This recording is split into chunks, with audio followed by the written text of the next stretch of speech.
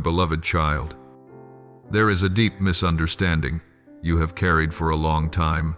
You have believed that peace must look like absolute quiet, a place where the noise of life disappears, where demands cease, where unanswered questions no longer exist, where responsibilities no longer pull you in many directions. You imagine peace as the moment everything stops, when the wind no longer blows, when the water lies flat, when nothing requires you to brace yourself in order to face it. And so you sought peace by making life smaller, reducing contact, avoiding difficult conversations, withdrawing from places where you felt insufficient, shielding your heart from anything that might hurt, locking doors you feared would overwhelm you if opened. You called this self-preservation. You called it wisdom. You called it calm, but at a deeper level. It was your way of creating a void so you would not have to be fully present in your own life. Peace, as you understood it, became a hiding place where you could temporarily disappear from what was unfolding. But true peace was never given so that you might retreat from life. Peace is not a void to escape into, it is a ground to stand on. When you stand in the wrong place, you need quiet so you do not fall. When you stand in the right place, you can remain steady even while noise still surrounds you. You have grown accustomed to measuring peace by circumstances when things run smoothly, when people are agreeable, when the future looks clear, when everything feels under control. You call that peace. And when there is disruption, conflict, pressure, uncertainty, you say you have lost your peace. Yet the truth is that peace does not leave with disruption. What leaves is the false sense of safety you built. Peace does not depend on whether the wind blows, but on what ground you are standing on. If the ground is fear, even a light breeze will make you sway. If the ground is control, a small disruption will throw you into panic. If the ground is others' approval, a single cold look can undo you. But if the ground is presence, you can stand in the wind without being uprooted, because that ground is not given by circumstances, nor taken away by them. There were times you asked me for peace as though it were something I could give you in exchange for comfort. You wanted peace so things would stop being difficult, so life would stop pressing you to grow, so the unhealed places would not be touched. But true peace does not come to make life easier, it comes to make you steadier. It does not remove what is hard, it places you where you can pass through what is hard without losing your soul. It does not clear the road, it reorders what is inside you so the road no longer controls you. Peace is not when everything is fine, but when you are in the right place, and that place is not one without responsibility, but one where you no longer have to strain to survive. There is a kind of quiet you have learned to live with, and because it is not loud, you assumed it was peace. It is the state where you no longer react strongly, no longer expect much, no longer allow anything to touch too deeply. You called it maturity. You called it being reasonable. You called it protecting your heart from disturbance. But often it was not strength, it was a mild numbness, a retreat after disappointment, a form of self-protection so you would not have to feel more pain. You cried less, raged less, dreamed less, and you thought you had become more peaceful. In truth, you had only learned to dull your senses in order to cope. Numbness may be quiet, but numbness does not live. It does not break you, but it does not grow you either. It keeps you from pain, but it also keeps you from true joy. True peace does not shut you down. It restores you to the right order of living. It does not remove feeling. It teaches you what needs to be felt and what does not need to be carried. When my peace dwells within you, You still grieve when grief is needed. Still hurt when pain is real. Still feel anxious when facing the unknown, but these emotions no longer rule you. They pass through you. They do not possess you. You no longer have to strain to maintain the image of being fine, nor create distance to protect your ego. Peace does not make you cold. It makes you warm in a way that is not dependent.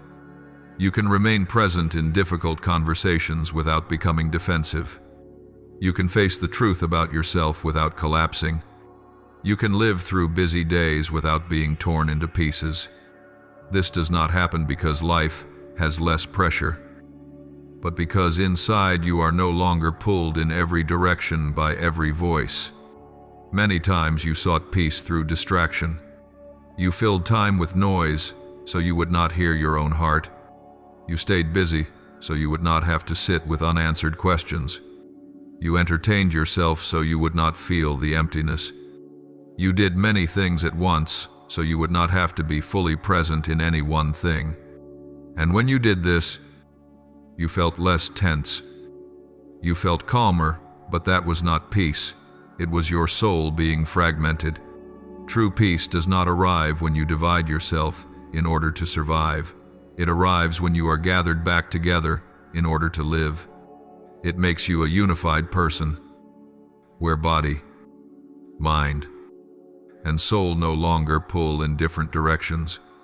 You no longer need to run to prove your worth, hide to avoid exposure, or build armor to feel safe.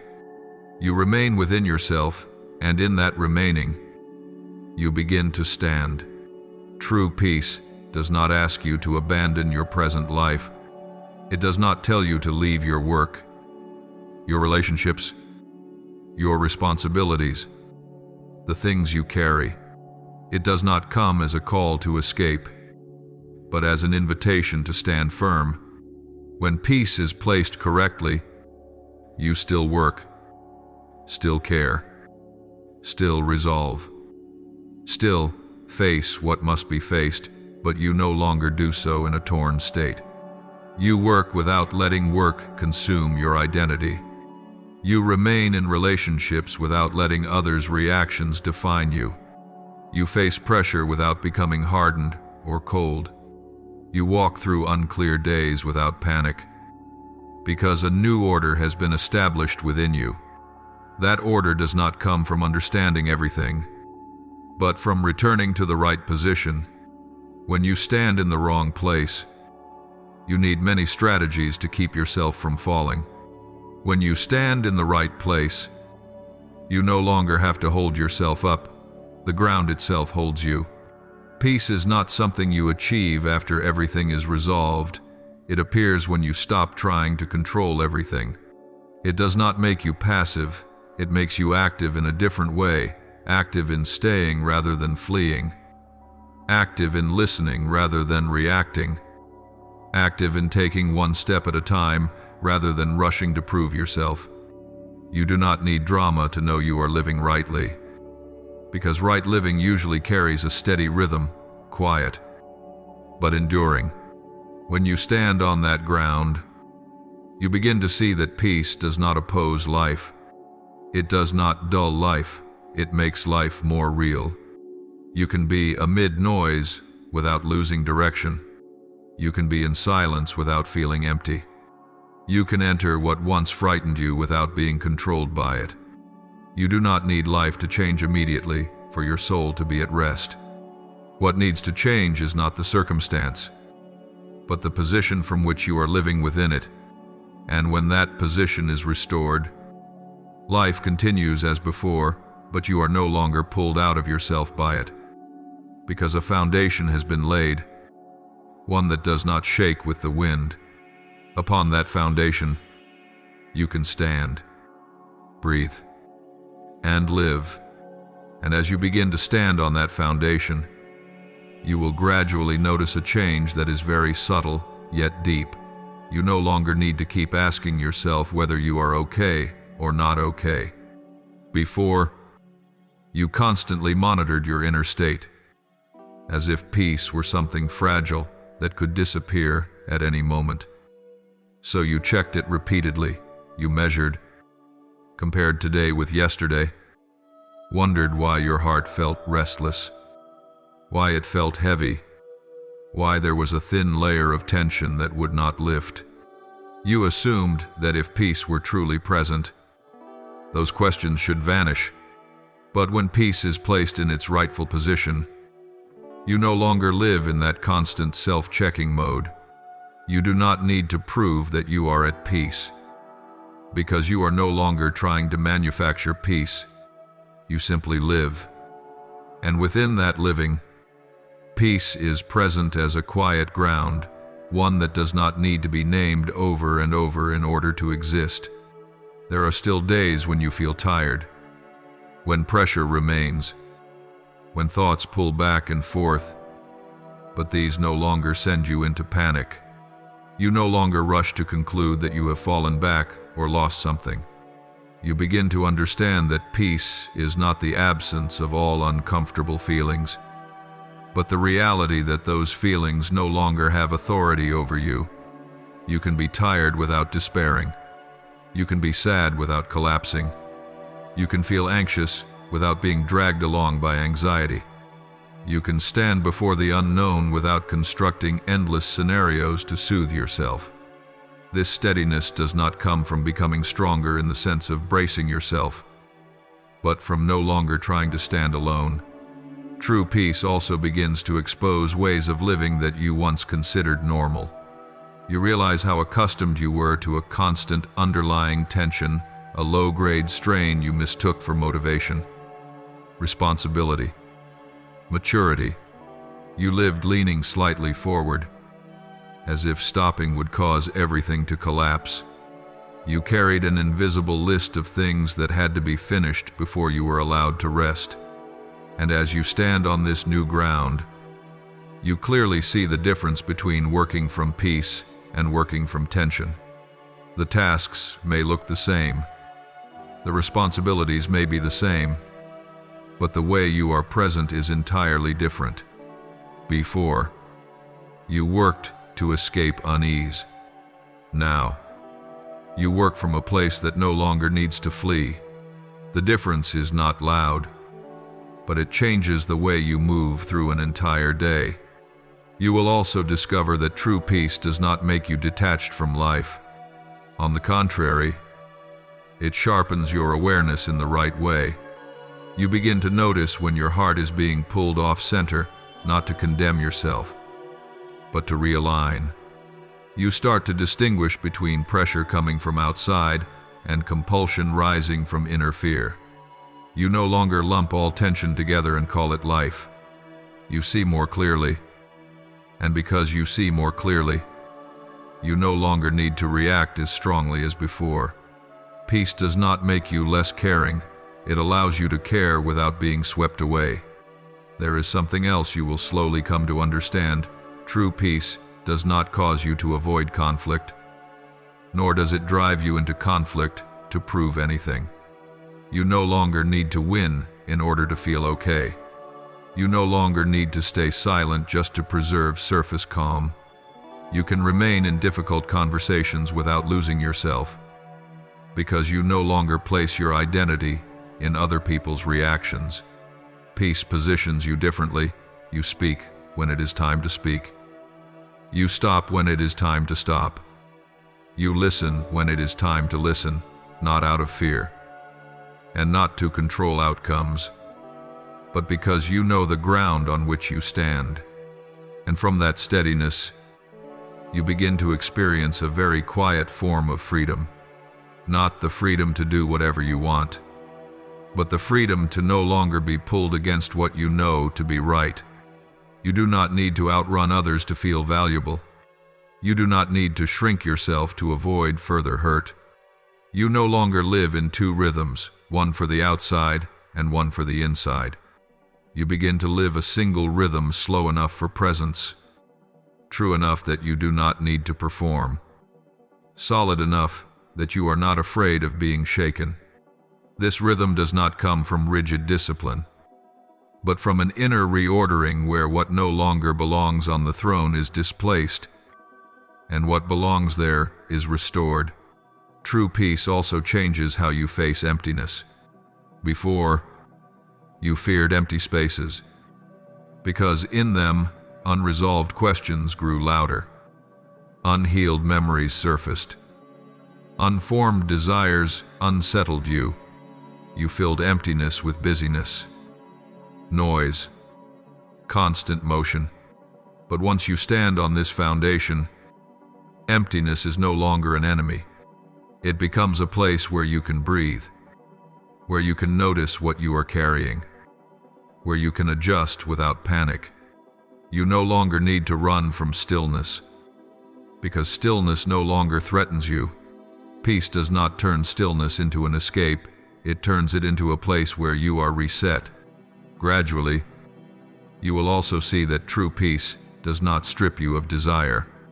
It does not silence longing, dreaming, or reaching for greater things. It simply purifies the motive. You no longer desire in order to fill an inner lack.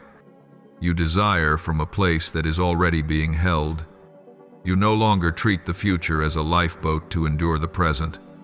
You live the present with its full weight. And from there the future opens without carrying the obsession of having to achieve something in order to be worthy. Peace allows you to walk forward without constantly looking back to see whether you are enough.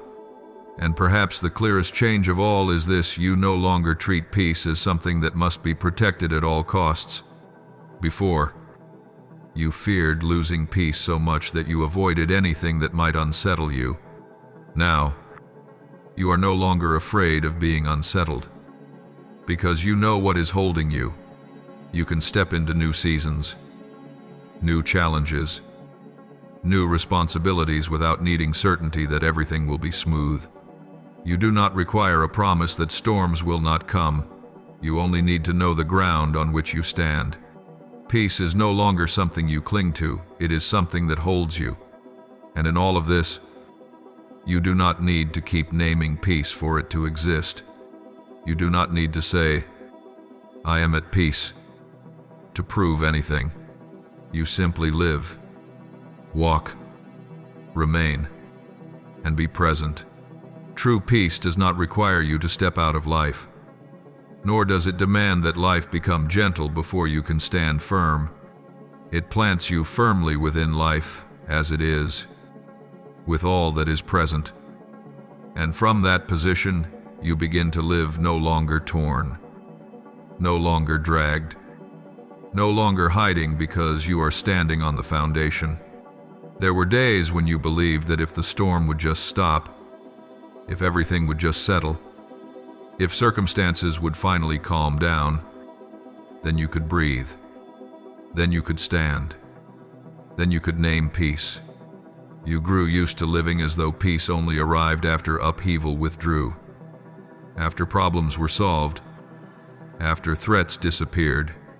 And so whenever storms rose, whenever the unexpected happened, whenever life suddenly shifted rhythm, you immediately assumed that you had lost something essential, that peace had left, that you were in the wrong place, that you had done something wrong. But my child, the storm never had the authority to define you. And peace was never given as a reward for those who are good at avoiding storms. There is an order you have unknowingly reversed. You allowed events to take the throne, circumstances to hold the reins, pressure to decide where you go, how you react, what you say. And when you remained silent, when the storm calmed, you breathed more easily and assumed peace had returned. When the storm rose, you tensed and concluded that peace had left. But what truly happened was not that peace came or went. What happened was that you handed leadership to the storm. When the storm became king, you were pulled along. When circumstances ruled, you were dragged off your foundation. When fear sat on the throne, you ran toward decisions no longer born of truth. In that state, you could pray for peace endlessly and still be led astray. because the issue was never whether the storm remained, but who was seated on the throne. Peace is not the absence of storms, it is the absence of the storm's authority over your soul. You can move through demanding days without being swept away if those days no longer hold the reins. You can stand under pressure without collapsing if pressure is no longer allowed to define who you are. You can walk through seasons of uncertainty without panic if uncertainty is no longer king. The order that must be restored is not external, but internal. When that order is reset, storms may still blow, but they no longer determine direction. They may shake you, but they no longer define you. They may tire you, but they no longer steal your identity. Peace appears when you no longer live as one being dragged, but as one who is led. You have grown accustomed to reacting quickly whenever something feels unstable. You learn to immediately control, explain, defend, or escape. You called this survival instinct, but when that instinct is not reordered, it keeps you living in a constant state of being pulled. Each new incident jerks you toward it. Each bad report pushes you off your foundation. Each harsh word drags you back into old cycles. And you grow weary not because life is unbearably harsh, but because too many things are holding the reins. Peace does not come to artificially lighten life. It comes to return the reins to the right hands. When you no longer allow the storm to rule, you begin to breathe differently, not because the wind has stopped, but because you are no longer being pulled by every gust. A deep shift occurs when you stop measuring peace by feeling.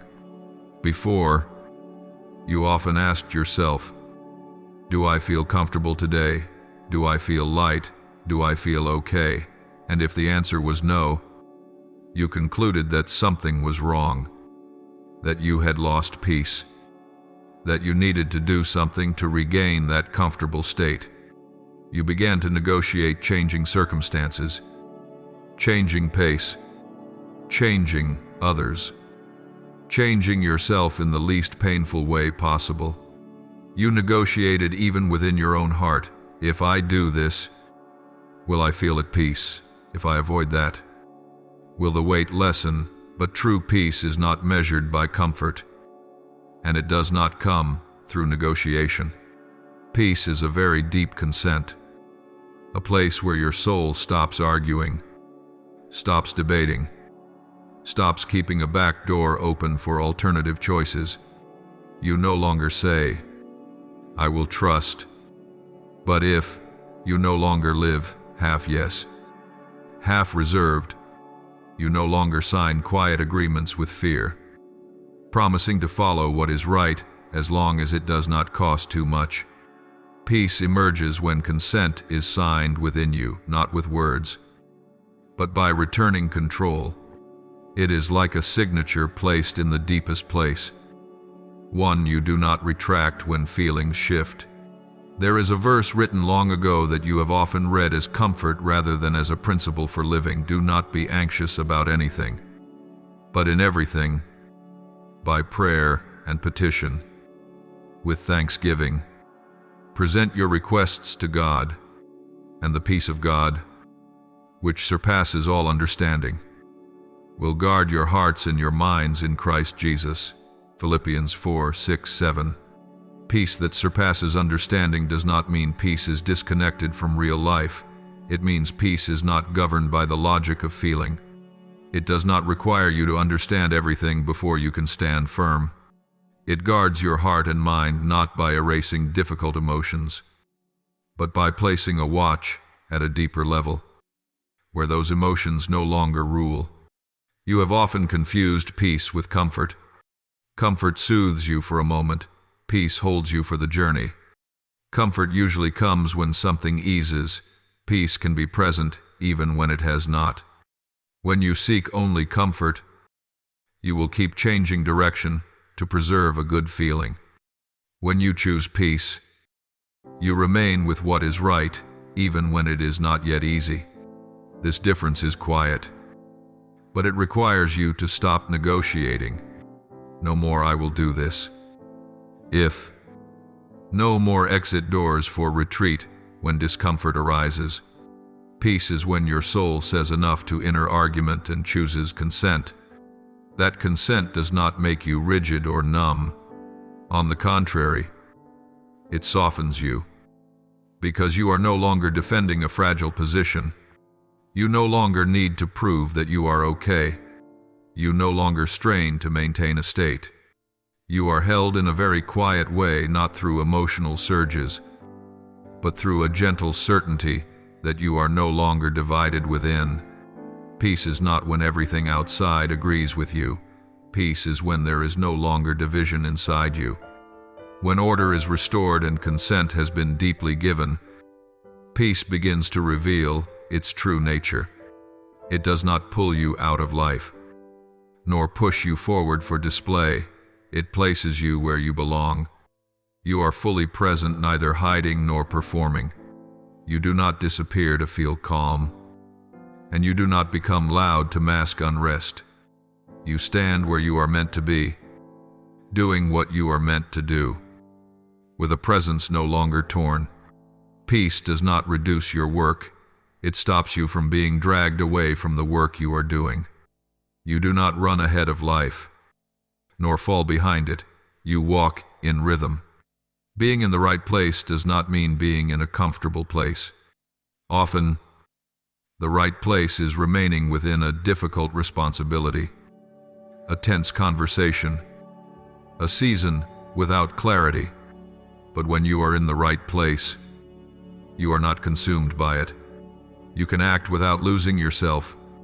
You can face difficulty without constant defensiveness. You can move through long days without carrying a low-grade tension into the night. Peace becomes a lamp in the house, not glaring, not showy, but bright enough to keep you from stumbling, warm enough to keep you from growing cold, steady enough to let you know where you are. You will discover that true peace does not remove you from life, but anchors you firmly within it. You do not need to withdraw to find yourself again. You do not need to wait for everything to settle before living rightly. You live rightly within what is happening, and from there stability spreads outward. You work with a different posture. You enter relationships from a different place. You look toward the future without demanding that it validate your present worth. You are no longer driven to outrun the storm or hide from it, because the storm no longer rules. And within that full presence, you are ready to go deeper, not to seek a new experience, but to live more faithfully within what has already been established. Peace does not end the journey. It lays the foundation for entering the deeper places without breaking. You do not need to wait for any further conditions in order to stand firm. You are already standing, here in this very life, in the right place, with the lamp still lit and the ground unshaken. And when you remain in the right place long enough, you begin to notice something profoundly different. Peace does not only hold you steady, it also teaches you how to walk. Before, each step you took carried a subtle undercurrent of tension, as though you had to move faster than circumstances, maneuver more carefully than situations, or be more correct than others in order not to be hurt. You walked defensively. So even when you advanced, you never truly rested. But when order is restored, when the storm is no longer enthroned as king, the quality of your steps changes.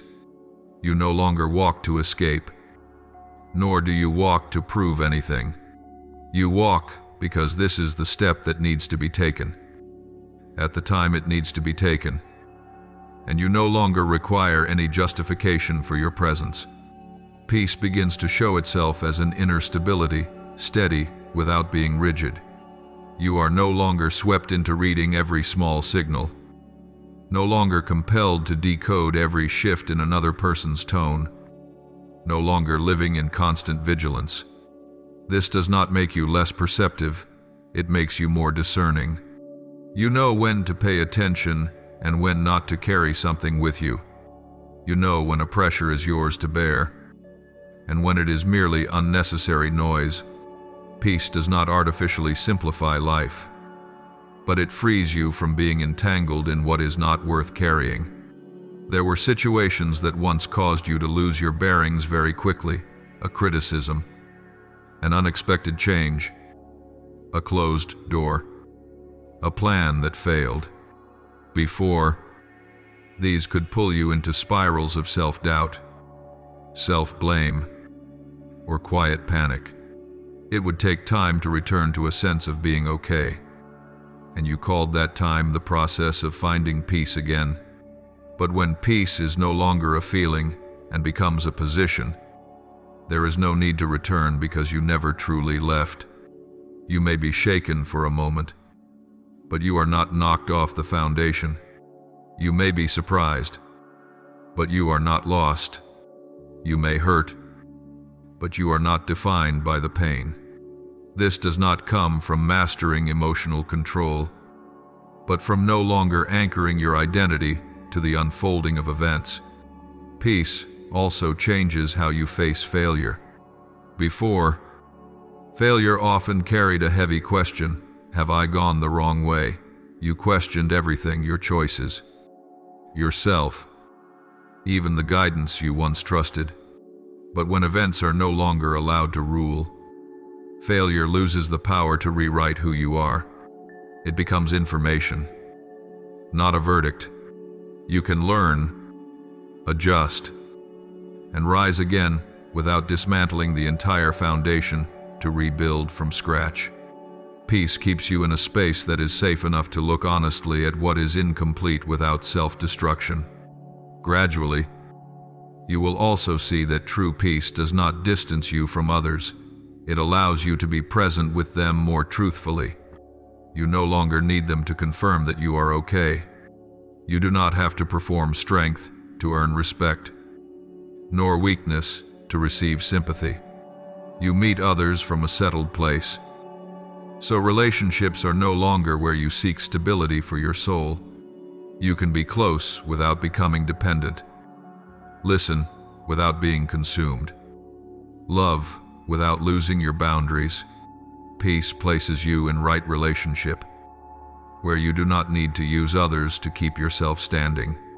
And in moments when you are alone, peace reveals itself just as clearly. You no longer feel the need to fill every silence. You are no longer afraid that stillness will drag you into an unbearable emptiness. Silence becomes a place where you recognize where you are, what you are carrying, and what you need. You no longer have to flee from yourself, because you are no longer made restless by yourself. Peace does not remove questions, but it makes them less frightening. You can sit with them without rushing for answers, without labeling, without concluding too quickly. Peace also clarifies something essential. It is not a reward for getting everything right, but a sign of belonging. You do not need to reach a certain level of morality, discipline, or achievement to be worthy of peace.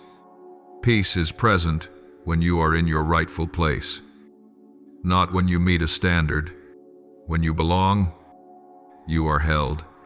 When you are held, you can stand. And when you stand, you do not need to run from storms to prove you are on the right path. Here, you begin to understand that peace is not something to be seized, but something you recognize when you stop living as though you do not belong. It does not come from avoiding trouble, but from no longer allowing trouble to define you. It does not come from clearing every crisis, but from restoring the throne to its rightful place. And when the throne is restored, when the reins change hands, you move forward not as one fleeing the storm, but as one walking through the storm without being driven by it. There is a weariness you have carried for so long that you came to believe it was simply the normal state of adulthood. You grew used to waking with a list already running in your mind, a hidden force pressing in your chest, urging you to be faster, sufficient, on time, never weak. You called it responsibility, dedication, carrying your share. But beneath it, it was a way of carrying life by your own strength, through constant tension, through the belief that if you did not strain, everything would collapse. You strained at work under stacked deadlines. You strained in family life, trying to fulfill every role. You strained in relationships, afraid of disappointing others. You even strained in what you called service, because you believed that strength meant never stopping, never being weak, never saying, "I am tired." I never promised to remove every burden from your shoulders. If I did, you would feel light for a moment, but you would not learn how to walk. What I promised was to place my yoke upon you, not so that you would carry more, but so that you would carry differently. My yoke is not heavy, not rushed, not a display of strength. It has a rhythm. That rhythm is steady, sufficient, and true. When you carry my rhythm, you no longer have to prove that you are strong. You no longer have to strain for approval. You no longer force yourself to move faster than your true capacity. You learn to take each step without shame for not running. You learn to carry responsibility without turning it into a measure of your worth. Below is a faithful English translation, rendered in coherent, well-formed paragraphs, preserving the spiritual tone, emotional depth, and internal rhythm of the original text.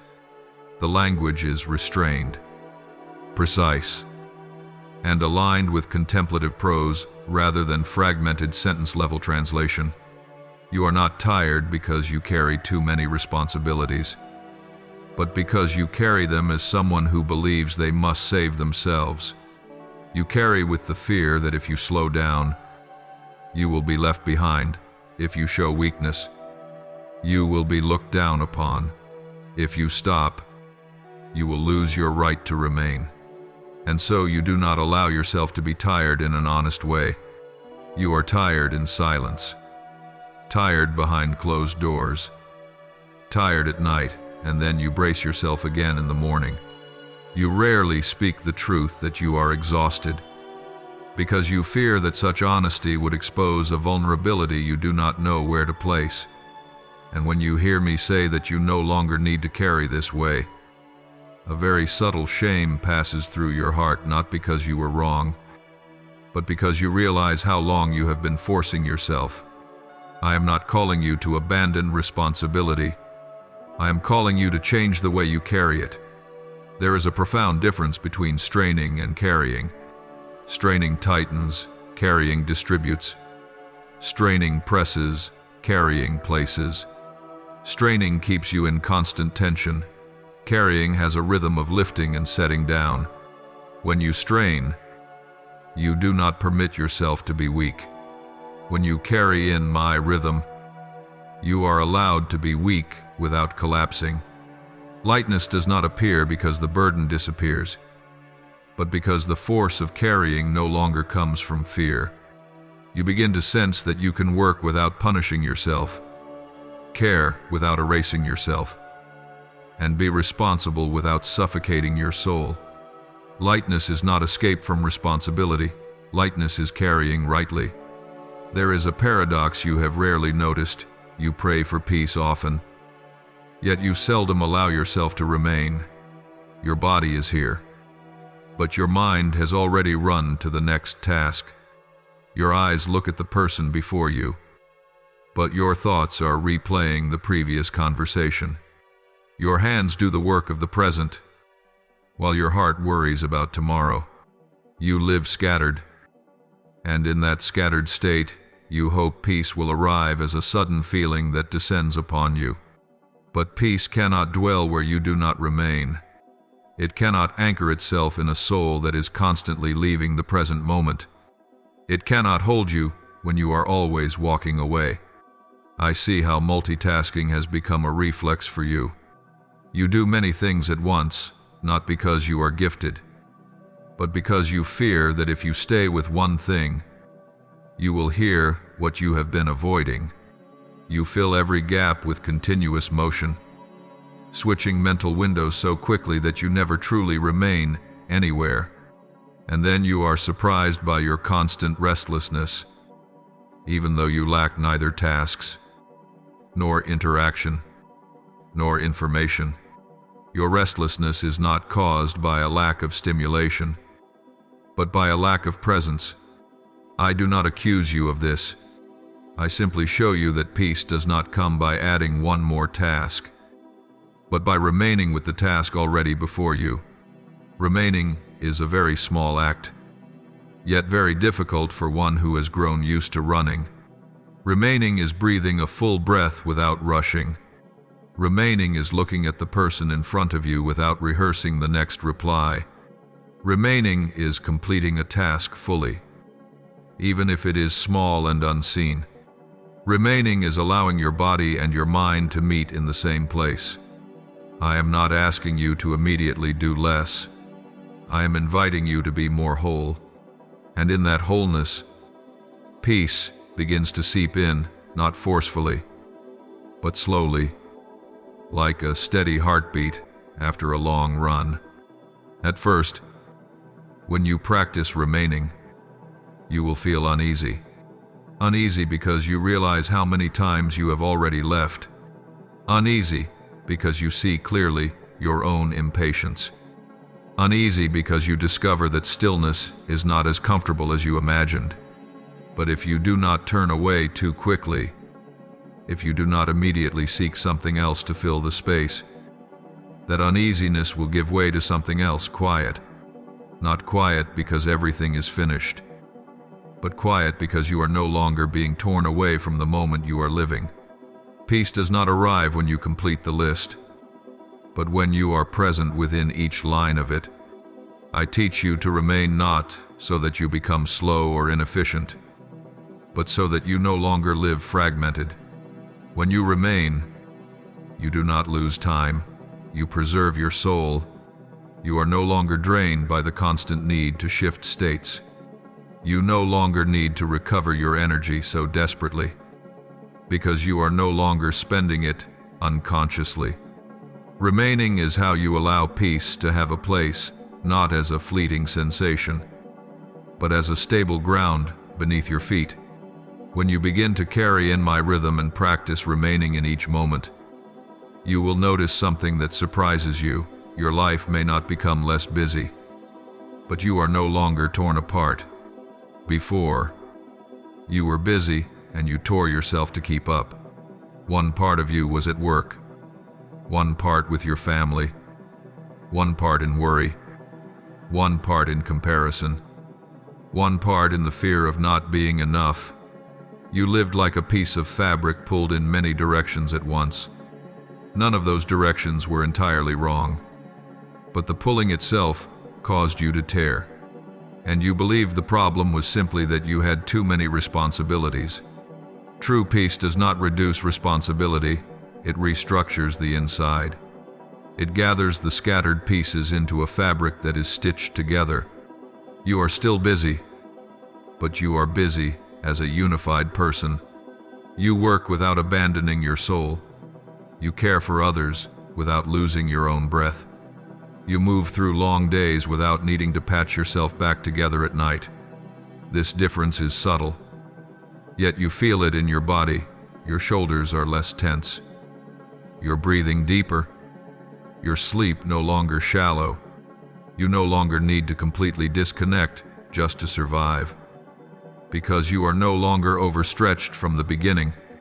There are moments when you still feel uncertain, because you have grown accustomed to measuring productivity by tension. When you are no longer as tense as before, you fear that you are becoming lazy, falling behind, or losing seriousness. But as you try living by this new rhythm, you begin to see different results. You make fewer mistakes. You are more present. and you no longer spend your energy correcting decisions made in panic.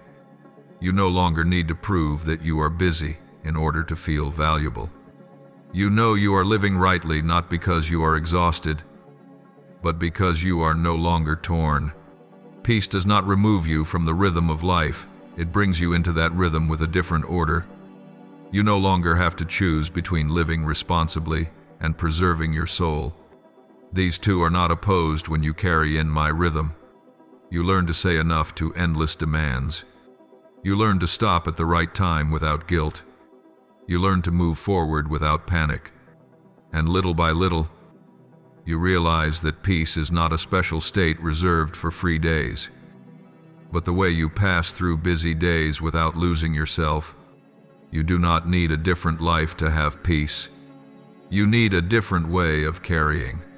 When you carry in my rhythm, when you allow your body and mind to remain together, when you stop tearing yourself apart to keep up with everything, peace is no longer something you ask for from a distance. It is already present in the rhythm you are living, keeping you light enough to move, real enough to remain, and steady enough not to be torn. And when you live in that rhythm long enough, you will notice a very practical change that is rarely named. You no longer need to recover from each day of living. Before, each evening felt like an emergency retreat, where you tried to peel off the tension that had clung to you all day. You sought numbness through screens, through forced silence, through rushed sleep. Because without those escapes, you feared you would not have the strength to face the next day. You thought this was because the work was heavy, the responsibilities many, life harsh. But when you are no longer torn during the day, you do not need to mend yourself at night. The day ends without leaving scattered pieces that must be urgently gathered. Peace does not take away physical tiredness, but it frees you from exhaustion of the soul. There is a profound difference between being tired because you have lived fully and being depleted because you have been dragged. When you are tired within my rhythm, you can rest and be restored. When you are depleted from constant straining, you may rest yet not recover, because what drains you is still there, not yet reordered. This new rhythm allows you to carry life continuously without tearing it into fragments. You no longer have to live in the cycle of strain, collapse. You live within a steadier current, where rest is not an escape, but part of the rhythm itself. You will also begin to see more clearly which burdens are yours to carry and which ones you have added yourself. Before, because you lived with tension as your baseline, every request felt urgent, every favor felt obligatory, every expectation seemed impossible to refuse. You carried even what was not yours, and then blamed life for being too heavy. But when you walk in my rhythm, you no longer pick up everything and place it on your shoulders, not because you have become irresponsible, but because you have stopped confusing love with disordered self-sacrifice. Peace enables you to say, "This is mine to carry," and also, "This is not mine," without long explanations or guilt. There will be moments when you surprise yourself by stopping earlier than before. You once stopped only when you were already exhausted. Now you stop when you sense the rhythm slipping out of alignment. Before, you kept going because you feared that if you did not, you would lose your worth. Now you stop because you know your worth does not come from how much you have done. This stopping does not push you backward. It keeps you at the right pace so you are not pulled away from yourself. You no longer need to drive yourself to the edge in order to feel permitted to rest. Peace also changes how you see others. When you are no longer torn inside, you no longer look at others' lives as a measuring stick. You no longer feel the need to compare who does more, who handles pressure better, who stays busier. You stop competing silently to prove that you, too, can endure. You respect the rhythm of others without letting it impose itself on your own. And you no longer force others to live by your rhythm either. Peace frees you from using tension as a shared language. There are very small moments you once overlooked, but now you begin to recognize them as signs of a new order. You take a sip of water without rushing. You move from one room to another without carrying the anxiety of the previous one. You listen to someone without simultaneously preparing your response. You finish a task and truly know that it is finished. Instead of dragging along residual tension, these things seem ordinary. Yet in these ordinary moments you clearly see that you are no longer living in fragments. And gradually, you understand that peace in the midst of life is not a skill you acquire, but the result of changing how you carry things. When you stop straining, stop scattering yourself, stop tearing yourself apart to keep up. Life does not lose its weight, but the weight no longer crushes you. You walk in the same world, with the same demands. Yet you no longer walk as someone who must hold everything up alone. There is an unseen but very real support beneath you. Evident in this, you are still busy, still responsible, still present, yet no longer breaking apart. At this point, peace is no longer something you think about only when you are tired. It becomes a quiet ground that holds you throughout the day. You do not need to name it, test it, or protect it by avoiding life. It is there in how you carry, how you stop, how you move forward, how you allow yourself to be finite without shame. And in that rhythm, you are ready to step into the next part of the journey, not to carry less, but to carry more deeply, more rightly, without being torn. There is a place where you lost peace earlier than you realized when work ceased to be simply a place to do what is right and slowly became a place where you needed to be seen. At first it was subtle. You noticed others' expressions a little more, waited for feedback longer than necessary, reread messages to gauge whether the tone carried enough recognition. Gradually, your desk became a small stage, where you worked while watching how you were being evaluated. You did not call it showing off, you called it responsibility, professionalism, doing things well. But beneath it, you had begun to work not only to complete tasks, but to receive affirmation. And when work becomes a stage, peace has no place to stand. Each compliment may lift you briefly, but every silence pulls you down. You become overly sensitive to evaluation, even a cold emoji, a short reply, a moment of being overlooked. Your defensiveness is not because you are weak, but because you have placed your worth in others' gaze. You are tired not because the work is heavy, but because you are both working and performing. No one asked you to perform, yet you compelled yourself, fearing that if you were not seen, you would no longer count as enough. Peace returns not when others see you rightly, but when you stop working in order to be seen. When you return to a very simple question: before whose eyes am I doing this? If it is before people, you will always be tense, because human attention shifts. If it is before me, you are free to do what is right, sufficiently, and to stop without needing proof. I do not need you to display your strength. I do not need you to optimize your image. I ask you to be fully present in what you are doing, as though only I am watching. When you do this, work returns to its rightful place, not as the source of your identity, but as the place where identity is quietly lived out. You will feel a very real release when you no longer have to check your phone constantly to see whether you have received a response. Not because you have become indifferent, but because you are no longer bound by others' attention. You complete a task and know it is enough. even if no one applauds. You send out your effort without needing to monitor how it is received in order to confirm your worth. Peace does not come from being praised enough. It comes from no longer needing praise in order to stand. When the desk ceases to be a stage, your soul can breathe.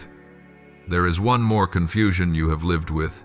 You have believed that anything urgent must be accompanied by panic.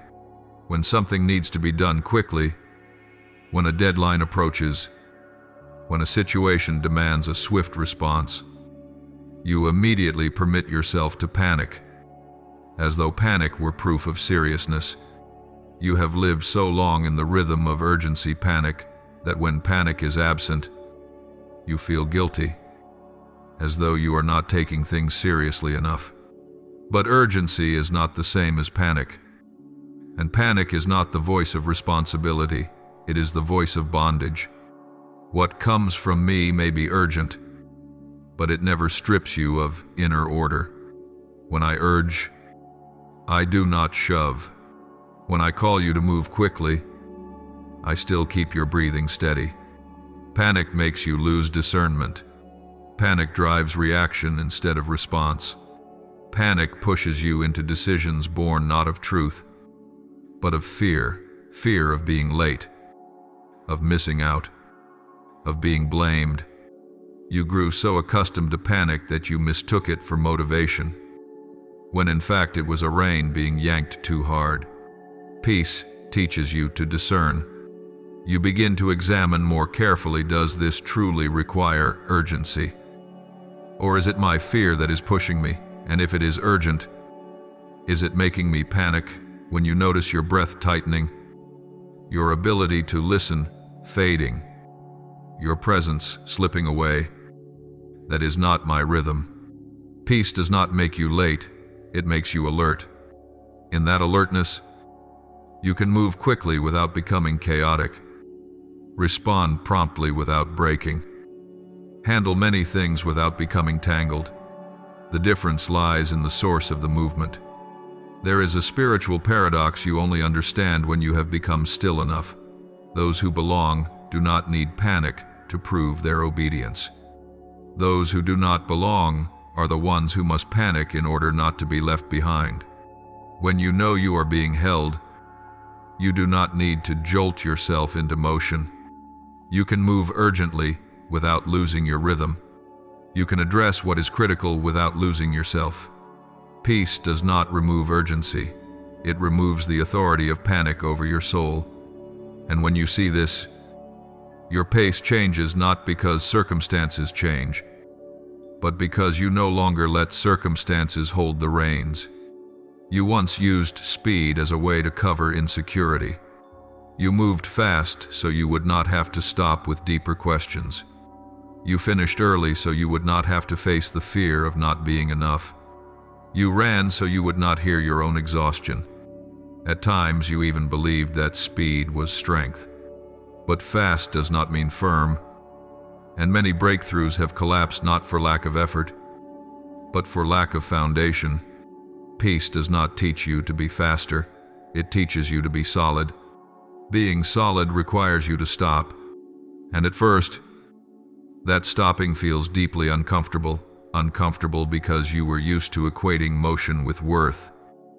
Uncomfortable because you feared that if you slowed down, you would be overtaken.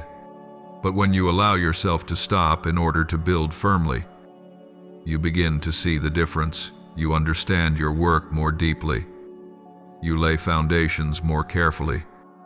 You no longer have to undo decisions made in haste. Solidity is not loud, but it endures. It produces breakthroughs that do not need constant repair. There is a word written to guard you from the temptation of empty speed. Let us not grow weary of doing good, for at the proper time we will reap a harvest if we do not give up. Galatians 6:9. Harvest does not come from running the fastest, but from standing the longest. Peace restores a very basic dignity to you. You do not need to be fast to be valuable. You need to be true. When you build firmly, You no longer have to convince yourself that you are on the right path, because your foundation does not tremble. You begin to move with a different posture, not driven to prove, not panicked to keep up, not forcing yourself beyond your true rhythm. You work under my gaze, and that gaze does not push you to perform, does not demand display, does not compare you with others. That gaze holds you in the truth of your limits and your capacities. And in that truth, peace does not make you less effective, it makes you trustworthy. Not because you are fast, but because you are solid. When you work long enough under my gaze, you will notice something very different from before. You no longer carry your work home in your soul. Before, even when your body had left the desk, your heart was still trapped there. You replayed conversations in your mind, questioned whether you spoke well enough, did enough, left the right impression. Work followed you into meals, into rest, into sleep. You called that responsibility, but in truth it was a sign that you had placed too much of your identity in what you did. As long as other people's eyes held the power to define you, you could not set the work down because you had never set yourself down. But when you work as before me, a healthy boundary is established. You give yourself fully while working, and you are permitted to release when the work is done, not because you are careless, but because you no longer need to monitor every gaze. You know when something is enough, even if it is not perfect by someone else's standards. You know when to refine and when to leave it be. Peace appears here as a profound permission. You are allowed to be finite without shame. You do not need to carry the whole world to prove your worth. Peace also changes how you receive praise and criticism. Before, praise could lift you too high, and criticism could ruin your entire day. You might not have said it aloud, but your heart tilted with every response. Now, praise is no longer your primary fuel, and criticism is no longer a verdict. You can hear praise without being lifted off your foundation. You can hear critique without being pushed from your place. You discern what is worth learning from and what is merely noise. Peace does not make you indifferent, it makes you free. You can receive without being consumed. There are still days when work piles up, responsibilities feel heavy, and expectations remain high. Peace does not turn these into something light, but it does free you from living under constant self-surveillance. You no longer have to ask every hour what others might be thinking of you. You no longer strain to preserve an image. You do what is right because it is right, not because it will be noticed. And strangely enough, when you stop trying to impress, your work becomes more reliable, not because you do more, but because you act from a place that is no longer divided. Peace under my gaze also allows you to accept your very real limitations. There are tasks you cannot complete in time, things you do not do as well as others, days when you are not at your best. Before, these realities tightened you because you feared they would expose your insufficiency. Now, you meet them differently. You adjust without condemning yourself. You learn without humiliating yourself. You know that your value does not increase when you perform well, nor does it diminish when you fall short. Peace holds you in a rare position. You can take responsibility without punishing yourself, and within the work environment itself, you begin to carry a different rhythm, not a slow rhythm, but a non-panicked one. Your presence does not make things less urgent, but it makes them less chaotic. Others may not be able to name it, but they sense it. You do not transmit tension through your eyes, your tone, your unconscious haste. You do not use pressure to drive outcomes. You do not need to appear endlessly busy to be taken seriously. Peace allows you to work without scattering anxiety around you. Over time, you will see that peace in work does not strip you of healthy ambition, it purifies it. You still want to do well. You still want to grow. You still want to go far. But you are no longer running to fill an inner lack. You are no longer using achievement to reassure yourself of your worth. You work as one who is already established, not as one searching for a place to stand. And from that position, your work becomes not only more effective, but lighter for your soul. The peace here is not loud. It does not make you feel special. It simply makes you calm enough to do what is in front of you, free enough to release what does not belong to you, and steady enough not to be pulled off course by human eyes. You remain in the flow of life, amid responsibility and pressure, but you are no longer acting under ever-shifting gazes. You act under my gaze, and that gaze does not rush you, does not compare you, does not demand that you become someone else. It keeps you in the right place, so you can act, pause, and move forward without losing peace. There is one place where you lose peace very often, yet rarely name it in conversations that are never fully spoken. You are silent not because you are at peace, but because you are afraid of upsetting others, afraid of losing relationships, afraid of being misunderstood, afraid that if you speak truthfully, you will no longer be loved as before. You swallow your words. You nod while your heart tightens. You say it's fine while something unnamed rises inside you.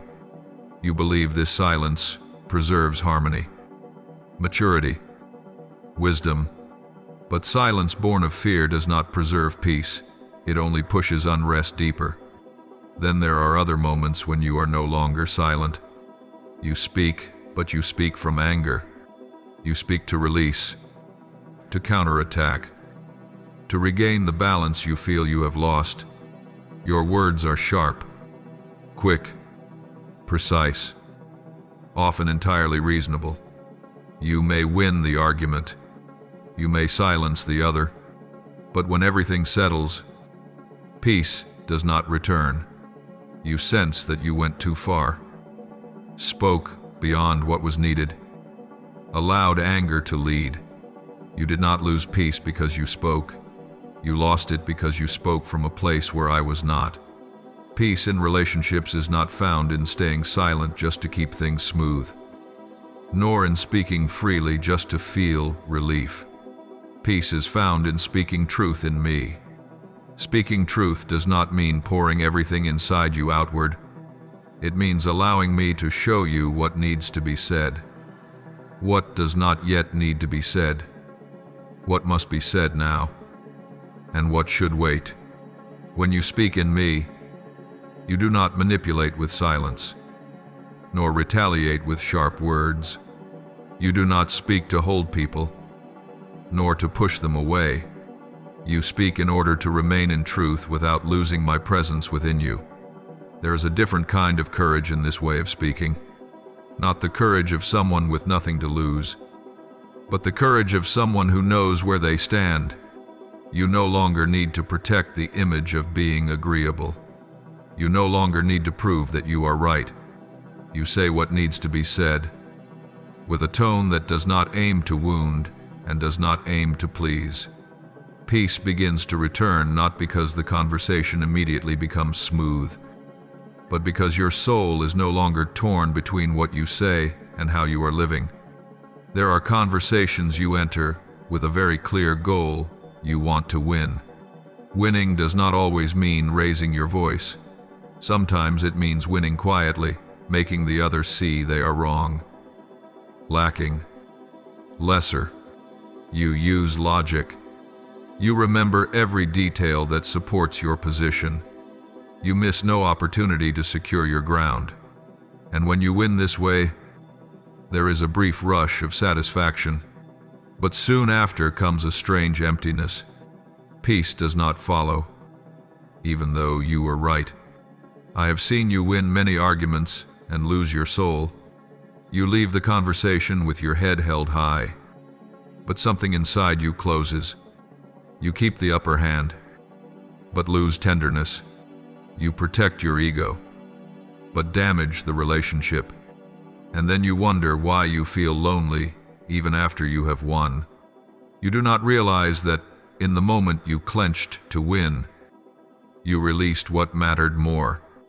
There is a paradox you only understand when you are calm enough. Sometimes you must lose the argument in order to keep your soul.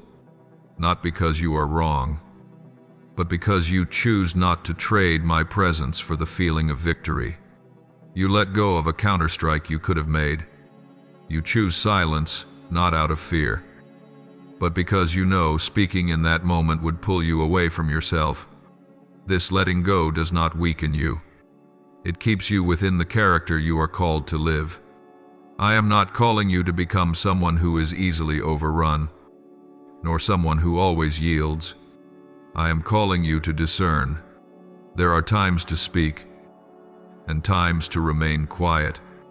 But the measure is not whether you win or lose. The measure is whether you keep your soul. When you keep your soul, you keep my presence. And when you keep that presence, you do not lose yourself, no matter how the conversation ends. You will notice yourself lowering not because you are forced down, but because you no longer need to climb in order to feel valuable. This lowering does not make you smaller, it makes you steadier. Peace does not come from always being above, but from no longer being driven to prove your position in every exchange. There is a quiet fear that makes boundaries especially difficult for you, the fear that if you say no, you will become cold, selfish, unloving.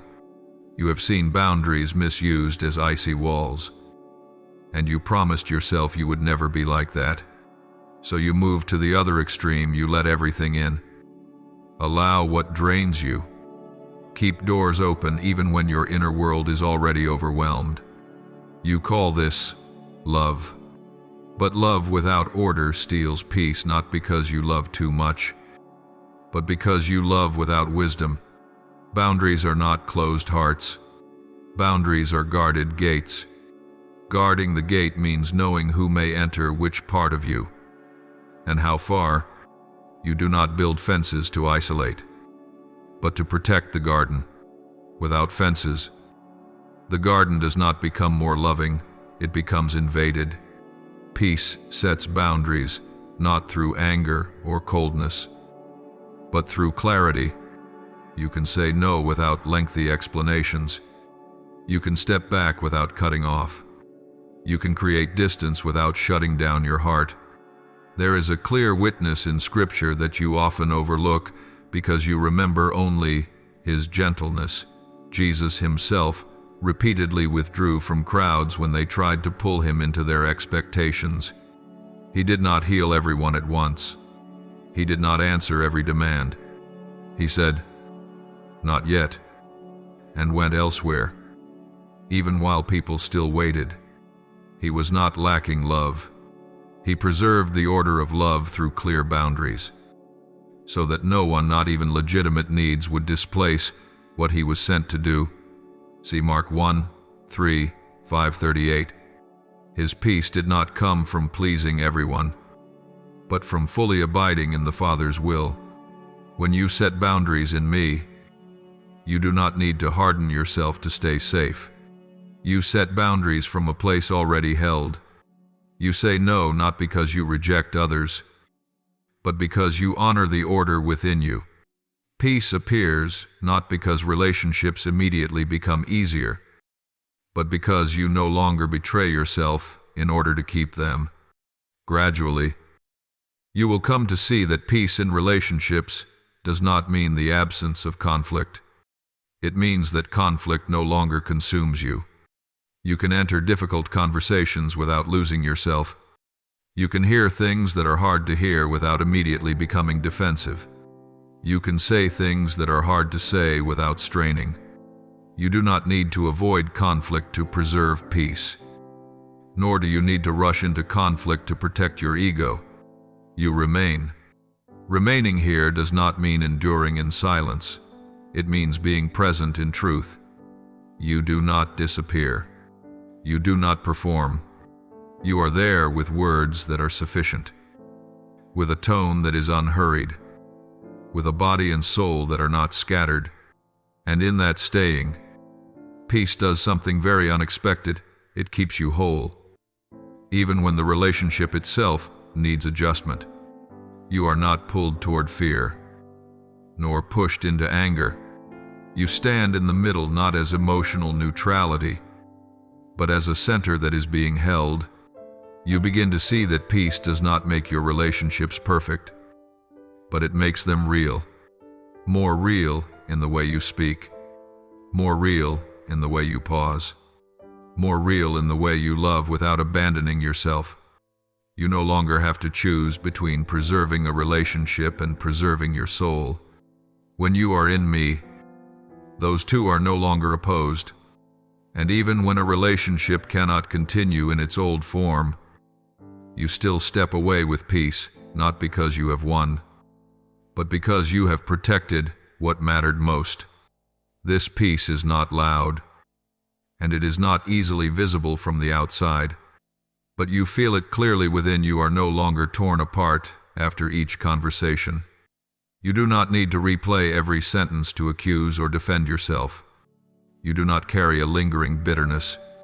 You know that you stayed in truth, that you spoke from within me, that you guarded your soul.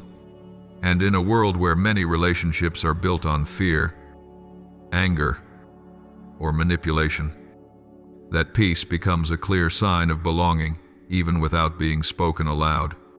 When you live this way in relationships long enough, you begin to realize that peace does not only hold you steady in individual conversations, it slowly reshapes how you enter relationships from the beginning. Before, you often entered with an unspoken need to be understood, to be affirmed, to be kept, to be chosen. That need is not wrong, but when it is not placed in the right place, it easily pulls you off center. You grow silent when you should speak too much when it is unnecessary, yield in ways that wound you, or attack to protect something fragile within. Peace does not erase your need to be loved. It returns that need to its proper source. So relationships no longer carry a weight they were never meant to bear. You begin to recognize that much of the tension in relationships does not come from the other person, but from the expectations you place upon them. You expect them to fill spaces only I can touch. You expect their responses to reassure you that you are okay. You expect them not to change so that you do not have to feel unsettled. And when they cannot do this, disappointment rises, then anger, withdrawal, or pressure. Peace appears when you stop placing others in the role of saving your soul, when you stop asking them to do what they were never created to do. You can finally meet them as they are, not as tools to keep yourself stable. In that state, you find yourself reacting less, not because you have grown numb, but because you no longer need to protect a vulnerable place that was never properly held. You no longer treat every off-key word as a threat. You no longer see every difference as danger. Peace does not make you agree with everything, but it keeps you from panicking in the face of difference. You may not understand the other person, but you do not rush to fix them. You may disagree, but you no longer feel compelled to prove yourself right at all costs. Over time, you also discover that peace does not cause you to avoid long, difficult conversations. Before, when an issue was not resolved quickly, you either tried to compress everything into one intense discussion just to get it over with, or you avoided it entirely, hoping time would make it disappear. But peace teaches you a different rhythm, the rhythm of faithfulness. Some things cannot be resolved in a single conversation. Some fractures require time, repeated returns, and patience that does not abandon truth. Peace keeps you steady enough not to rush to close what has not yet healed, but also not to let it quietly poison the relationship. Within that rhythm, you learn to speak again without turning your words into an indictment. You learn to restate boundaries without borrowing anger for strength. You learn to repeat truth without a defensive tone. This requires great courage, not the courage of someone who enjoys confrontation, but the courage of someone who is not afraid to stay in process. Peace does not give you shortcuts in relationships, but it gives you the endurance not to run away halfway through. You will also notice that peace changes the way you listen. Before, you often listened in order to respond, to defend yourself, to prepare your turn to speak.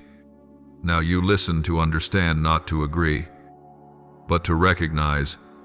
You recognize the fear behind the words, the unspoken need, even the limitations of the other person. This kind of listening does not burden you with the responsibility to rescue them, but it keeps you from personalizing everything. You no longer carry another person's words as a verdict on your worth. Peace becomes especially evident in your closest relationships, where performance cannot be sustained for long, with family, with a spouse, with those who have seen you on both good days and bad. Peace does not make you flawless, but it makes you less defensive. You can apologize without humiliating yourself. You can admit fault without fearing loss of position. You can say, "I need time," without disappearing completely. Peace gives you a space safe enough to be a real human being, not a polished version designed to maintain harmony. There are relationships that, even when you live in peace, cannot continue in the same way. Peace does not promise to preserve every relationship, but it does promise that you will not leave any relationship by losing yourself. When you need to let go, you do so without bitterness. When you need distance, you take it without closing your heart. You do not need to rewrite the story to prove that you were right. You walk away with an inner quiet, knowing that you stayed long enough, spoke truthfully enough, and kept proper order. Peace in relationships also changes how you speak to yourself after conflict. Before, you often held harsh inner trials. "I shouldn't have said that. I should have been stronger. Why am I so weak?" You exhausted yourself further through these prolonged inner prosecutions. But when you are in me, the inner voice softens, not because you ignore mistakes, but because you learn to correct without self-punishment. You look back in order to learn, not to condemn. Peace keeps you from becoming your own enemy after every collision. You will also come to see that peace does not dull your discernment. On the contrary, it sharpens it. You begin to recognize which conflicts are meant to be entered and which are meant to be left alone. You discern when a dialogue should continue and when it should pause so that things do not deteriorate further. You are no longer trapped in the cycle of speaking, regretting, speaking again, and regretting again. Peace helps you choose the right moment, the right tone, and the right measure, not to control others, but to preserve order within yourself. And in all of this, you gradually understand that peace within relationships is not the result of better communication skills, though such skills are indeed helpful. Peace is the result of having placed yourself in the right position, neither the center that must be served, nor the one who must sacrifice without limit, but one who belongs to me and is learning how to love within order. When you love from that place, you no longer need to turn relationships into arenas for proving your worth, nor into spaces of endless endurance. Peace does not make you permissive. It makes you clear. clear about what you accept, clear about what you refuse, clear in what you say, clear in what you withhold. And this clarity is not cold, it is warm, because it comes from a place that is being held. You no longer have to wrestle between preserving others and preserving yourself. When you are in me, these two are no longer enemies. In the end, you will realize that peace in relationships is not something you achieve once and then cling to. It is a flow you step into each day. Some days you walk in it well, other days you stumble. But each time you return to truth, to presence, to the order of love, peace finds its place again. It does not spare you from conflict, nor does it allow conflict to consume you. It keeps you in the middle, steady enough to speak truth, gentle enough to listen, clear enough to set boundaries, and calm enough not to lose yourself in any relationship. There is something you have done for a very long time to protect yourself you have tried to forget. You believed that if you did not mention it, did not think about it, if you covered what had happened with a thick enough layer of dust, it would lose its power. You learned to smile when old stories were mentioned, to recount them in a neutral tone, to say, "It's all in the past now," yet deep down, you knew you were not truly at rest. Memories do not disappear. They simply change location. They retreat into the background, and from there they quietly govern you. They shape how you react, how you avoid, how you struggle to trust, how you constantly brace for the worst. I did not come to make you pretend to forget, nor did I come to erase the past as though it had never existed. I know what you have been through. I know what you have lost. I know the moments when you were left behind, wounded, misunderstood, betrayed, or when you hurt yourself. Peace does not come by erasing memory. Peace comes when the power of memory is transformed. When memory is a verdict, it condemns you daily. When memory becomes a lesson, it no longer rules. It remains, but it no longer sits in the judge's seat. You have grown accustomed to living as though the past always has the final word. Each time you are about to step into something new, memory pulls you back and whispers, "It was the same last time. You'll be hurt again. Don't trust too much. Don't hope too much. You thought this was wisdom." But often it is unhealed pain protecting itself by controlling you. Peace does not make you careless, but it frees you from being controlled. Memory is no longer allowed to decide your present. It is returned to its proper place, something that happened, not something that is happening. When I touch your memories, I do not tear them away from you harshly. I remain with you within them. I show you that you survived. I show you that you are no longer as powerless as you once were. I show you that the things that once shattered you no longer have the authority to define you. And in that staying, your defenses begin to lower. You no longer need to strain to forget. You no longer need to harden yourself to endure. You soften not because you are weak, but because you are being held. There is a deep root you have rarely faced directly. You have lived as someone who must always compensate. Compensate for mistakes, for shortcomings, for what you were told was not enough. You do more than necessary. Try harder than is healthy. Carry more than your share. Because deep inside you believe that if you do not compensate, you will not be worthy. You do not call this insecurity. You call it responsibility, effort, ambition.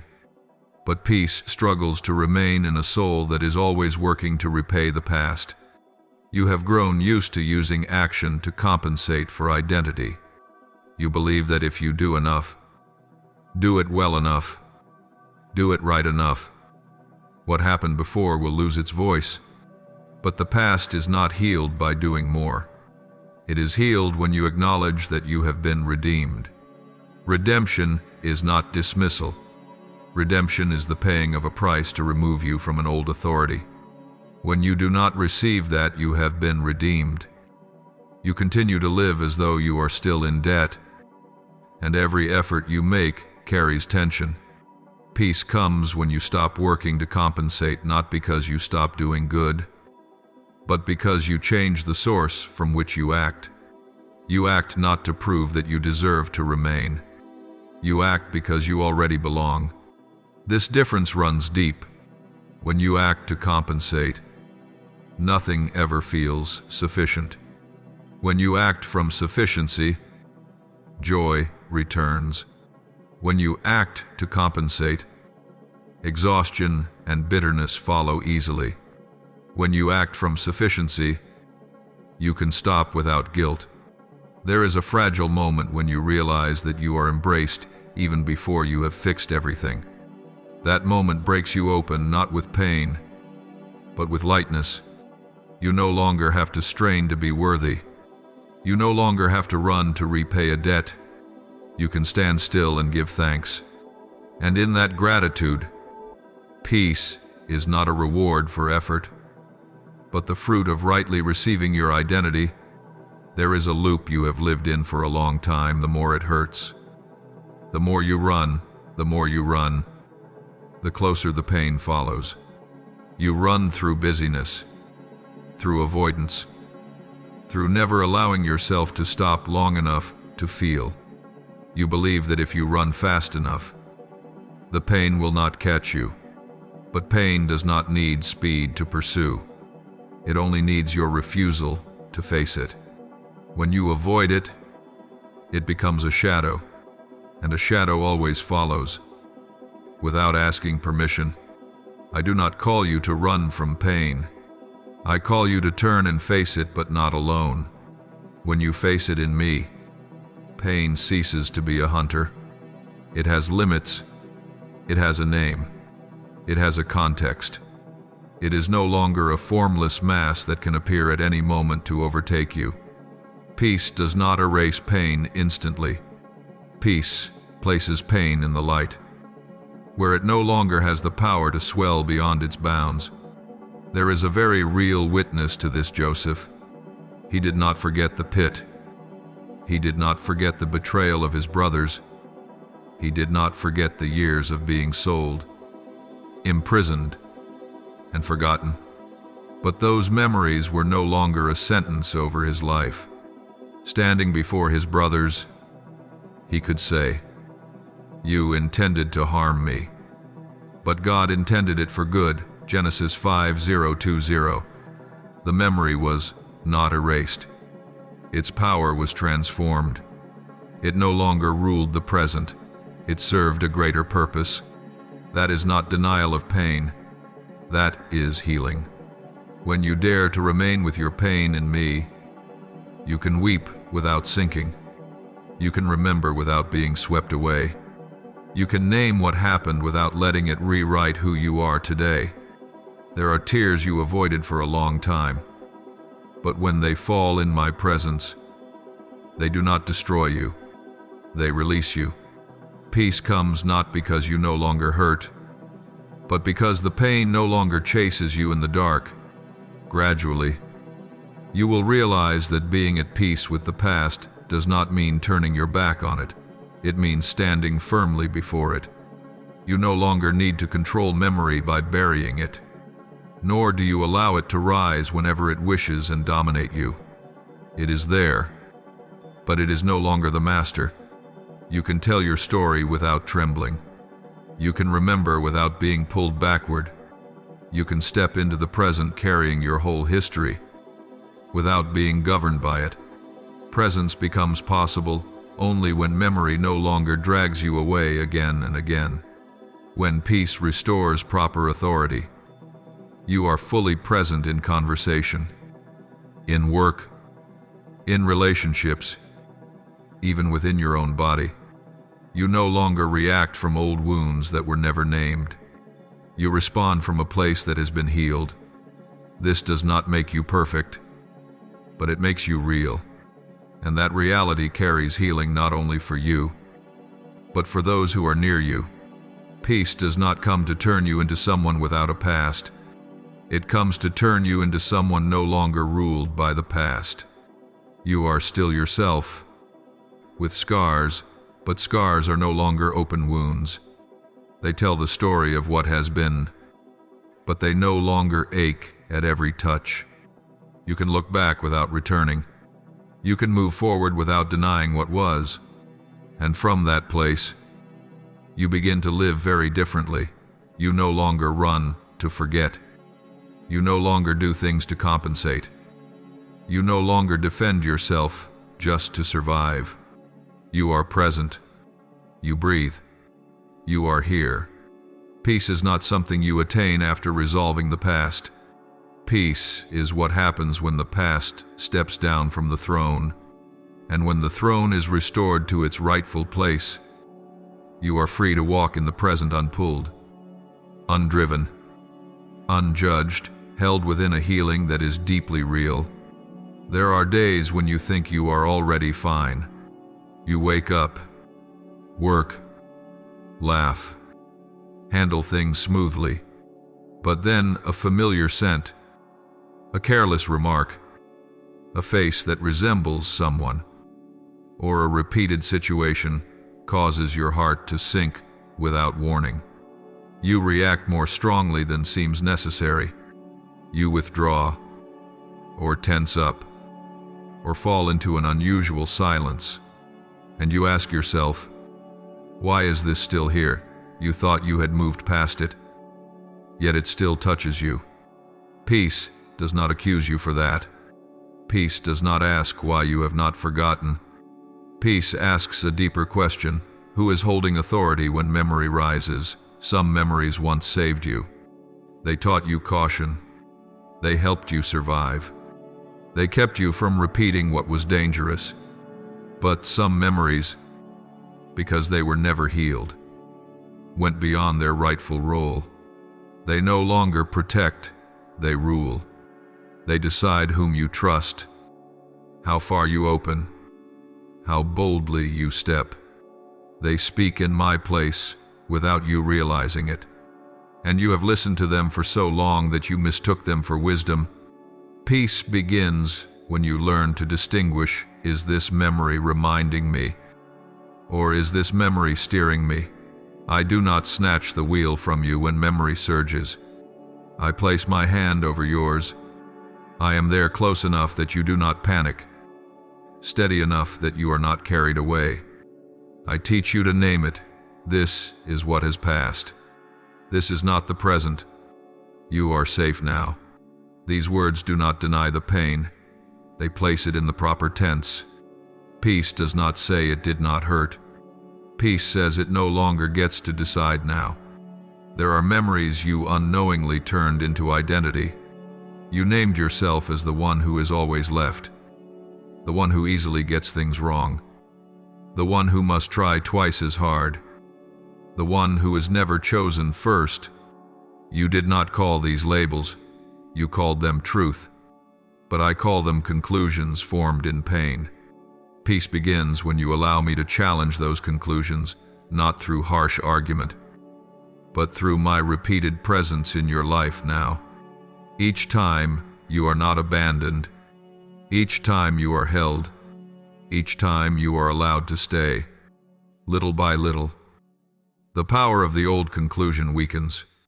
You have grown used to explaining yourself through the past, but there comes a moment when explanation becomes a prison.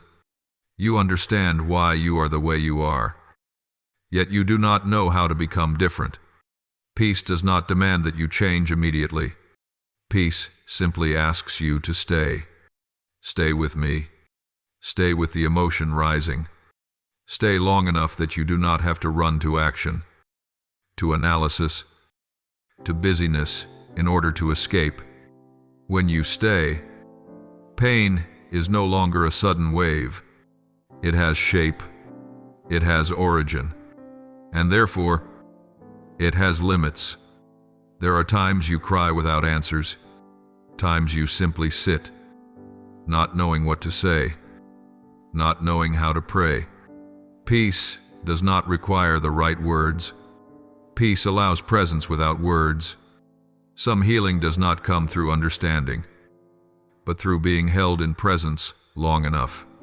You do not need to recount every detail for me to know. I was already there, but you need to allow yourself to be there with me.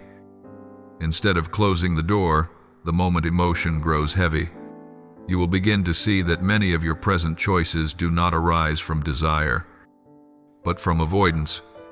You choose the path with less risk, not because it is right, but because it stirs memory less. You keep distance not because it is wise, but because you fear touching old pain. Peace does not push you into danger, but it asks a gentle question: are you being led by me or by memory? That question does not condemn. It simply brings light. When light comes, you begin to see where you shrank your life in order not to face things. You stopped dreaming big not because you lacked dreams, but because big dreams awakened old pain. You stopped hoping not because you matured, but because hoping once led to disappointment. Peace does not mock that protection. It understands, but it also does not leave you there forever. It whispers that there is a way of living that neither denies pain nor allows pain to determine the size of your life. Something very deep happens when you stop running from pain. You begin to distinguish between the pain and yourself. Before, the two were fused. You were in pain, so you believed you were a wounded person. You were hurt, so you thought you were fragile by nature. But when you face pain in me, you begin to see that pain is something you carry, not something you are. This distinction matters deeply. It does not distance you from your emotions. It restores you to your rightful place. You are one who is being held, carrying a wound, not a wound struggling to survive. In Scripture, David named his pain with striking honesty. He did not pretend to be strong. He did not decorate his faith. He said his soul was crushed, that his tears soaked his bed, that enemies surrounded him, yet he did not allow pain to speak the final word. He placed it before me, and there he could say, "My soul finds rest in God alone," Psalm 6:2-1. Peace did not come because circumstances changed. Peace came because order was restored. The soul stepped down from the throne, and I returned to it. When you allow that order to be restored in your own life, you begin to experience very small yet very real moments of presence. You are in a conversation without being dragged back into old stories. You face a decision without being intimidated by memory. You remain inside a difficult emotion without panic. These moments are quiet, but together, they form a different kind of life, a life where the past no longer stands at the door every day, demanding entry. Peace does not promise that memories will never surface again. It promises that when they do, you will not be alone. You will know what to do. Pause. Breathe. Recognize. Bring them into the light. And remain with me. You will not need to react immediately. You will not need to fix everything at once. You will not need to explain yourself right away. You will simply be present. And in that presence, the power memories once held continues to weaken. There is a deep lightness that comes when you realize you do not need to be finished with the past in order to live. You do not need to resolve everything to be at peace. Peace is not a reward for those who have completed their healing. Peace is a gift for those who dare to remain in truth with me. That truth is not always neat, but it is real. And because it is real, it heals. In time, you will see that peace with the past does not require you to turn your back on it, nor does it demand that you stare at it endlessly. Peace places the past behind you not as a pursuer, but as a road you have already walked. You do not forget. You do not deny. But you are no longer pulled. You move forward carrying your whole story. Without being torn. Without being weighed down. Without being controlled. You are present. And in that presence, new life no longer has to wait. There is a familiar tension you have carried for a long time that you called responsibility, but which was, in fact, the fear of not being prepared enough. You wanted to know in advance. You wanted to see the entire road.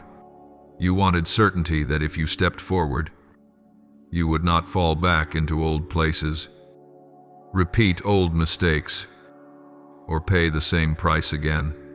So you searched for a full map, wanted every turn marked, every risk calculated, every outcome estimated.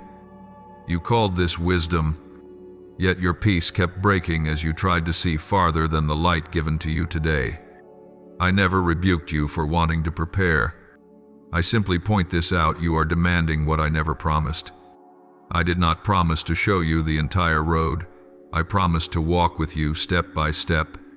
The light I give is not for mapping your whole life, but for taking the next step without fear of falling.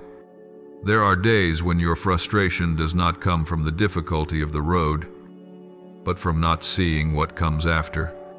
You feel suspended between possibilities, between scenarios, between endless what-ifs.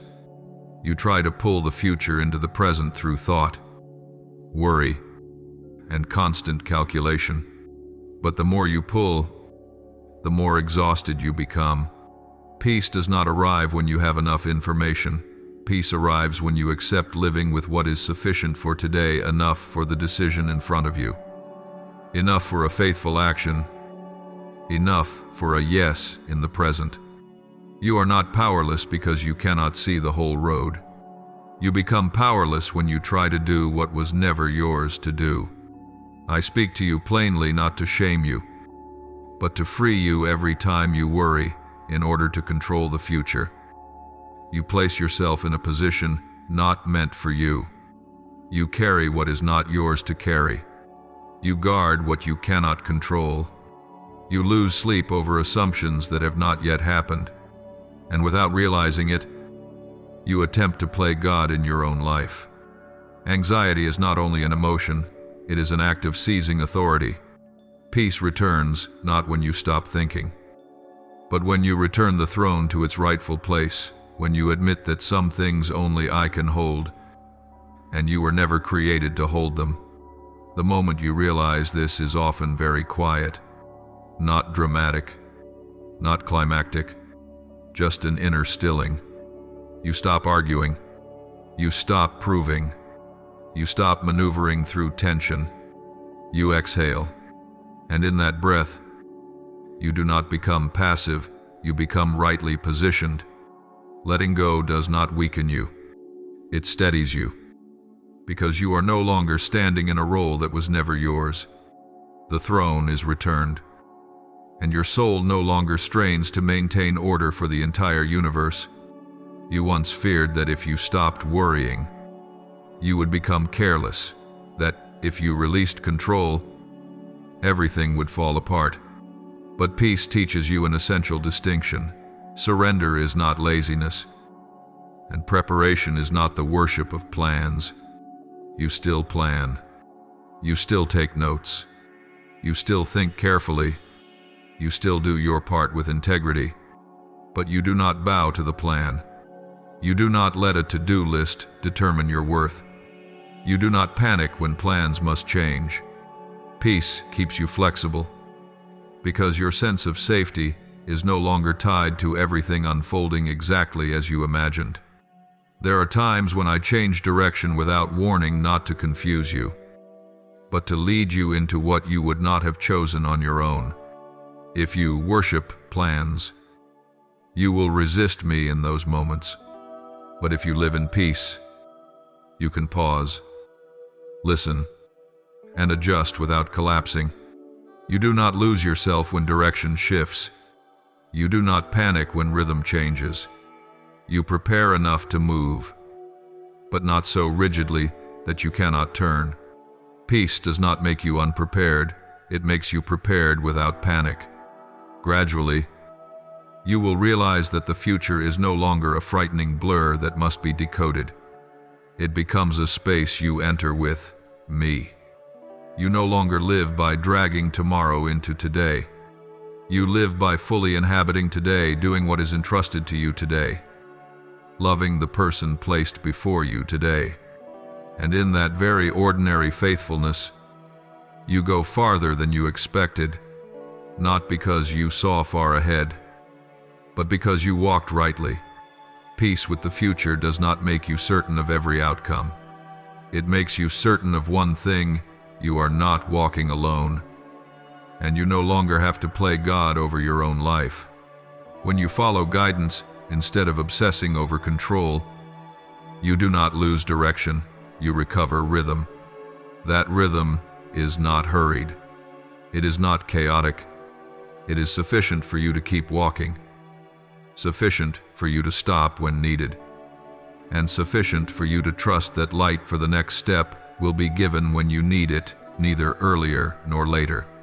A very subtle shift takes place when you stop being consumed by the future. You begin to hear small instructions. Before, you wanted a loud voice, a clear sign, undeniable confirmation. You wanted me to speak in a way that silenced every other possibility. But when you live in peace, you no longer need thunder to know the way. You begin to recognize that my guidance often comes as a gentle nudge within, a thought that lights up and then settles, a quiet unrest when you are about to step wrongly, a calm assurance when you are on the right path, even though you do not yet understand everything. Peace sharpens your hearing not to noise, but to truth. You will also see that when you release control of the future, you do not lose responsibility for the present. On the contrary, you become more fully present. You no longer do today's work out of fear of tomorrow. You no longer love the person before you while worrying that you might lose them later. You no longer live in a constant state of preparing for what might happen. You live in response. This makes your life less tense, yet not dull. Everything you do carries weight, because it is no longer diluted by scenarios that have not yet occurred. You do what is in front of you, and because of that, you do it better. There are moments when the future still raises questions with no immediate answers. Peace does not rush to fill that space. It gives you the ability to remain within the unknown without panic. You do not need to decide before the time comes. You do not need to pressure me to answer on your schedule. You are not required to settle the future before you are allowed to live. Peace keeps you from turning uncertainty into a threat. You learn how to live with questions without losing trust. And right there, you realize that the future is not something to conquer, but something to enter with me. You do not need to hold it in your hands in order to feel secure. You only need to know that I am ahead of you, not as a distant destination, but as the one who is walking. When you follow guidance instead of obsessing over control, you do not become vague or passive. You become ready. Ready for what I open, ready for what I close, ready to move slowly or to turn aside. Peace does not promise you an easy future, but it promises you a future you do not have to strain to enter. You walk with me, and that is enough. There are mornings when you wake with the future pressing on your chest like a weight. Nothing specific has happened, yet your heart feels heavy. You think of decisions not yet made, choices not yet settled, paths you might have missed. You wonder, what if you chose wrongly? What if you are too slow? What if you do not make it in time? And your mind begins running before your body has even risen. Peace does not condemn you, for these questions. Peace only asks where you are standing when you ask them. Are you standing in me? Or are you standing alone before a future you are trying to predict? You have long treated certainty as the condition for movement. You believed that if things were not clear enough, it was better not to go. But you did not realize that some paths only appear once you step into the light of the step before them. I do not hide the way to test you. I withhold distant light so you are not overwhelmed. So you do not run by sight and forget the rhythm of your feet. Peace teaches you a very different rhythm, the rhythm of small faithfulness. One right decision today. One simple yes. One unseen act of kindness. These do not give you a map, but they place you in the right direction. There are times when you feel frustrated because I do not answer in the way you want. You ask for clarity, and I give you presence. You ask for a great sign, and I give you peace when you do what is right. You ask for guarantees, and I give you enough light not to fall. Peace is not having every answer. Peace is trusting that the answer will come when you need it, neither sooner nor later. And in that waiting space, you are not suspended. You are being led. When you worry, you often say that you are simply thinking ahead. But at a deeper level, worry is how you try to retain control. You believe that if you think enough, calculate enough, prepare enough, you will avoid further pain. Yet worry does not make you safer. It makes you more exhausted. It demands constant vigilance, constant prediction, constant carrying of things that have not yet happened. Peace comes when you realize that not all safety is born of control. There is another kind of safety that comes from being in the right place. Returning the throne to me does not take away your agency. It restores your proper role. You no longer have to play the one who holds every scenario together. You return to being one who responds. You listen, discern, do your part, and then place what remains into my hands. This is not passivity. It is order. When order is restored, your soul no longer strains. You do not have to prove that you are capable of holding the future. You only need to be faithful with what is entrusted to you now. There is a fear you rarely name, the fear that if you release control, everything will fall into chaos. You have seen things collapse before, and you do not want to return there. But you forget that your control did not save you in those moments either. Peace does not promise that there will be no change, no redirection, no loss. Peace promises that you will not be alone in them, and that difference is immense. Alone. Change is a threat. In me, change becomes part of guidance. You learn to plan without worshiping plans. You write your to-do lists, but you do not let them define your worth. You set milestones, but you do not harden your pace. You work diligently, but you do not attach your sense of safety to everything unfolding on time. When I change direction, you can pause without collapsing. You can adjust without seeing yourself as a failure. Peace keeps you flexible, because you no longer love the plan more than me. There are days when you do everything right, and the outcome is still not what you hoped for. Before, such days unsettled you. You would retrace every step, searching for error, trying to reclaim control. Now, you can sit with me and ask a different question. What are you teaching me? Not every divergence is a mistake. Some misalignments are invitations into something deeper.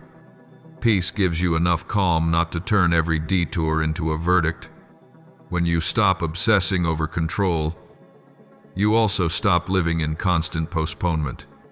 Before, you waited to be fully certain before moving. and in doing so, you moved more slowly than you realized. Now, you move when there is enough light for this step. You do not have to compress your entire life into one decision. You only need to decide to be faithful to what is in front of you.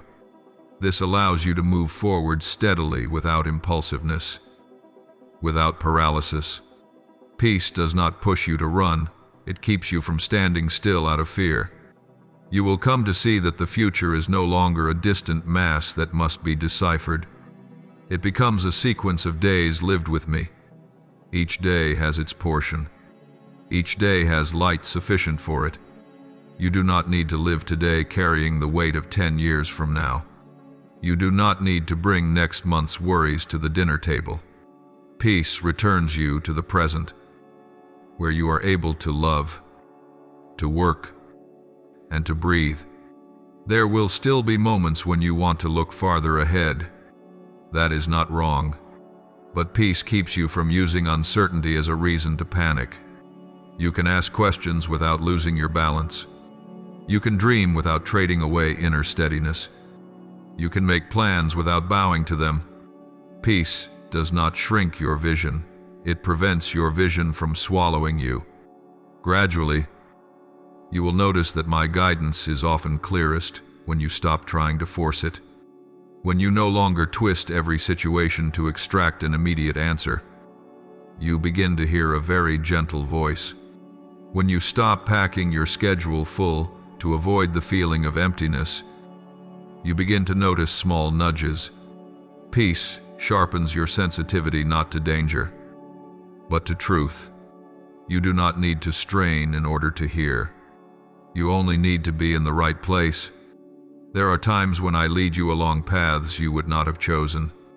Peace does not make you like everything that happens, but it allows you to trust that what is happening is not outside my leading. You can be sad without despairing. You can be confused without panicking. You can ask without accusing. Peace keeps you in relationship even when you do not yet understand. In the end, you realize that the future does not need you to guard it. It needs you to follow.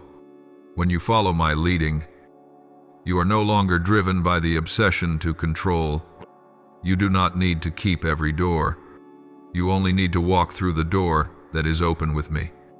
And in those very ordinary steps, you live a life no longer stretched tight by the future, no longer ruled by anxiety, but held in a trust deep enough for you to keep walking without fear of losing yourself.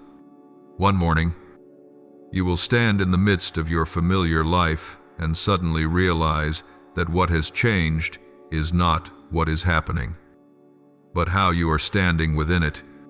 There is no major event, no dramatic sign. The work is the same. The people around you are the same. The old responsibilities are still there, waiting for your attention. Yet your soul is no longer pulled tight as before. There is a strange openness within, not emptiness, but the space that comes from no longer being occupied. Life is not pushing you forward, and you are not bracing yourself against it. You are standing there, in the same setting, but you are no longer the same person. Before, you believed that miracles had to come with visible change. If I were truly at work, circumstances should shift. The rhythm of life should become lighter, the road less precarious. But I have done something deeper than that. I did not change the setting first. I changed how you are placed within it. You were not removed from life, but you were repositioned rightly inside it. And when the inner position changes, that same life no longer has the power to consume you. There is a very real paradox that you only recognize after living in peace long enough. Life is not lighter, but you are no longer crushed. Responsibilities have not decreased, but your soul is no longer exhausted. Pressure has not disappeared, but it no longer reigns. The miracle is not that I remove what is heavy, but that I do not allow it to sit on the throne. peace begins to reveal itself as the sign of this reordering, not a fleeting, pleasant feeling, but a new order holding you from within. You remember the days when peace came and went quickly. There were moments when you touched me, felt your heart brighten, felt yourself lifted, and then one word, one small disruption, and it all vanished. You became confused, thinking peace was fragile, something you had to grip tightly or lose. But peace is not given for you to hold with your hands. Peace is given to become the climate in which you live. When the climate changes, you do not need to keep creating wind. You only need to remain. A climate does not make noise. It does not need a peak moment to prove that it exists. It is quiet, enduring, and it influences everything. When peace becomes the climate of your soul, you no longer have to keep asking whether you are at peace. You simply live, and peace is there. It seeps into the way you begin a new day, the way you face a difficult task, the way you remain in a relationship that is not yet whole. There is no dramatic moment, but there is a new stability, the very thing you longed for before without knowing how to name it. The greatest miracle is not that I take you out of life. The greatest miracle is that I keep you in life without letting it consume you. You are no longer swept along by the frantic rhythm of the world, nor do you withdraw to protect yourself. You are present, you are steady, you breathe, and in that very ordinary presence, you realize that a new season has begun, not a season of drama, but a season of climate.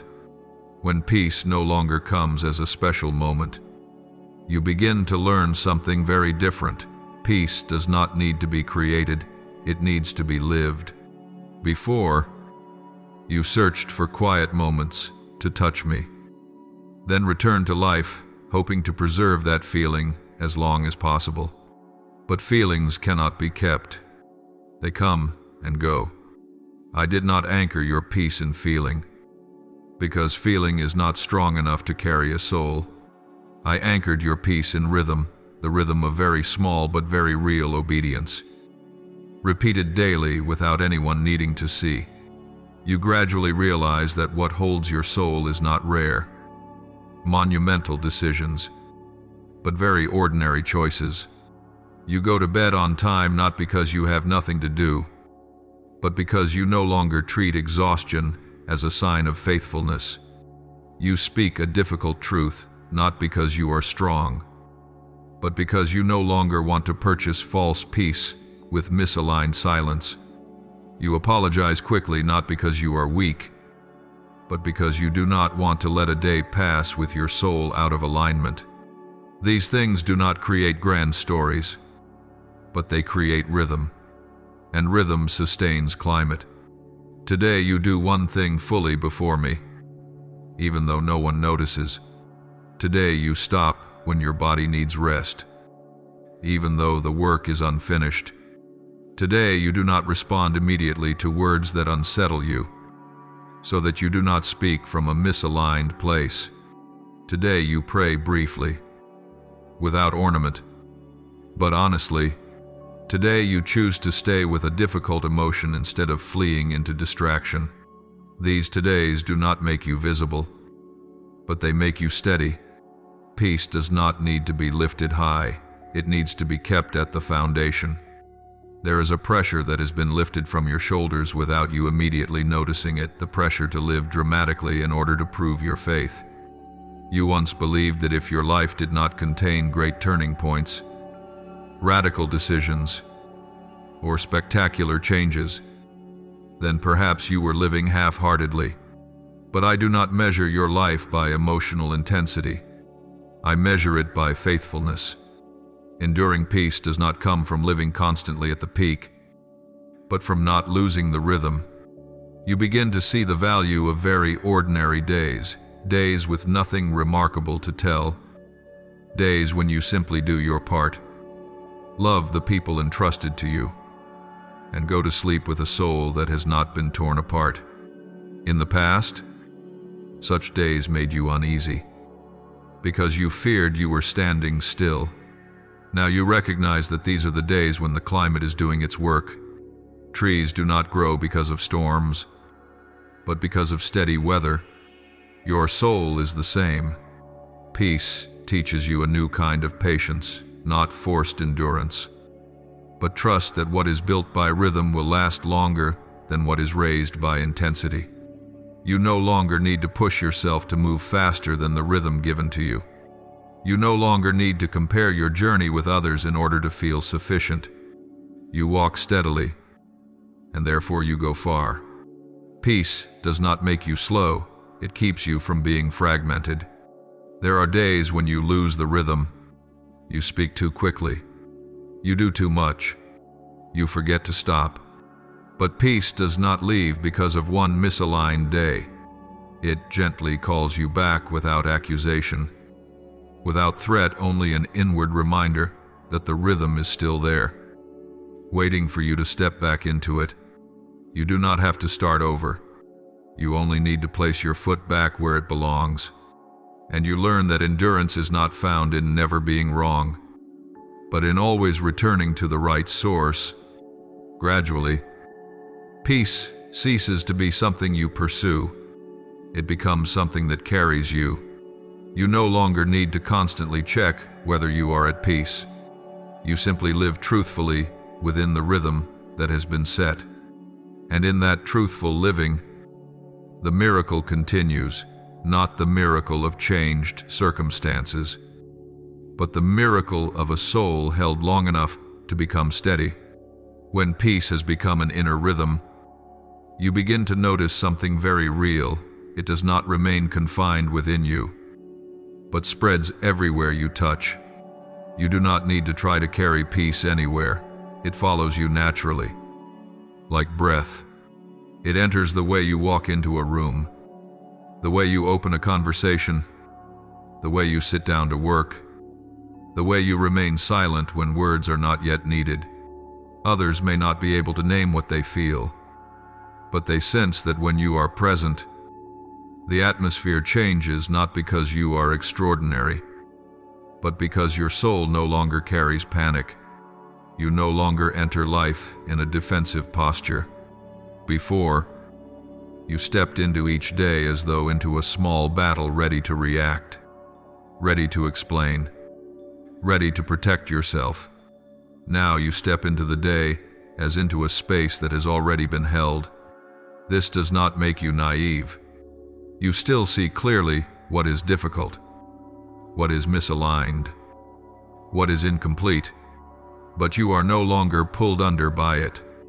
Peace gives you just enough distance to see without sinking, to participate without being consumed.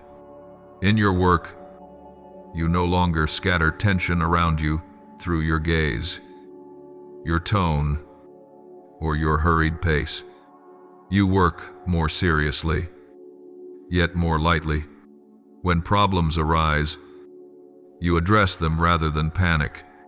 When pressure comes, you discern rather than react. You no longer need to display busyness in order to be respected. Peace allows you to be fully present, and that presence carries its own weight. In relationships, you no longer have to constantly adjust yourself to preserve harmony. You speak more truthfully, but without sharpness. You listen more deeply, without erasing yourself. You set boundaries without needing anger to supply force. Peace does not make every relationship easy, but it keeps you from losing yourself in difficult ones. You no longer have to choose between preserving others and preserving your soul. You learn to remain in me, where both are held in order. Even in moments of solitude, you notice the difference. You no longer need to fill every empty space with sound, screens, or constant activity. You can be still without feeling hollow. You can be silent without feeling abandoned. Peace does not distance you from the world. It frees you from the fear of nothing happening. And in those quiet spaces, you realize that my presence does not need to be stirred up in order to be real. There are times when the world around you remains chaotic. Bad news still comes. People still change. Plans still collapse. But the inner climate does not shift with every passing wind. You no longer live by reaction, you live by response. You no longer allow every event to rewrite the state of your soul. Peace holds you at a deeper level, where the waves do not reach. You begin to understand that I do not give you peace for you to keep to yourself. I give it so that you may become a place peace can pass through. Not so that you instruct others, not so that you fix them, but so that your presence does not add weight to anyone. You do not solve all of others' problems, but you do not make them heavier. You do not carry solutions for everything, but you carry a steadiness that allows others to breathe. And in that quiet spreading, you realize that the inner miracle does not stop with you. It touches the lives around you without needing announcement. Peace does not need to be promoted. It is recognized through stability, through the absence of panic, through a soul that has been set back in its rightful place. You do not need to become someone else. You only need to remain in me and allow the new climate to continue its work silent, yet enduring. Then there comes a very ordinary moment, unnamed, unwitnessed, that marks something completed within you. You no longer believe you must go elsewhere to meet me. You stand within the life you already have, amid unfinished work, amid family relationships still imperfect, amid responsibilities that still demand, and you realize that I am there, not at the edges, not waiting for you to be freer, better, holier. I am in the middle, and that realization causes your soul to loosen gently, like a hand finally releasing its grip. You once believed that to be close to me, you had to step out of life's rhythm, create special spaces, wait until everything settled. But I do not call you to escape. I call you to return to presence within what you are already doing, within the conversation you are about to enter, within the decision you have been delaying, within the room where you are standing. Peace does not arrive when life stops. Peace arrives when you choose me within life itself. There is no grand ritual here, no loud vow, only a quiet choice. You stop postponing me to later. You stop believing you will trust when everything becomes clearer. You stop keeping me at the edges while managing the center alone. You place me in the center not through words, but through the way you remain, the way you breathe, the way you do not panic when you do not yet know everything. And in that gentle reordering, peace no longer needs to be named. It is already there. You do not need to change your life right now in order to respond. You do not need to leave anything behind, nor do you need to add anything to become worthy. You only need to be here right now with me, in the rhythm that exists. In a today that is still imperfect, peace does not wait for you to finish everything. Peace comes when you stop running from the present moment. I do not force you. I do not pull you. I simply stand and remain present. And in that presence, you are free to choose. Choose trust instead of control. Choose staying instead of distraction. Choose surrender instead of straining. Not for your whole life, but for this moment. And when you choose in that way, even quietly, even barely perceptibly, you will realize that peace is no longer something you are searching for. It is something that is holding you. There is something I want you to recognize right now. You do not need to create a different life for me to dwell in. You only need to give me permission to be present in the life you already have. You do not need to wait until you pray better, until you are more disciplined, until you make fewer mistakes. Those things will come in their own rhythm, but presence does not wait. I am here before you are done. I am here while you are still unfinished. And because of that, you do not need to purchase peace with perfection. You only need to stop long enough to notice that I am standing in the middle of your home. The middle of your home means the places you tend to avoid.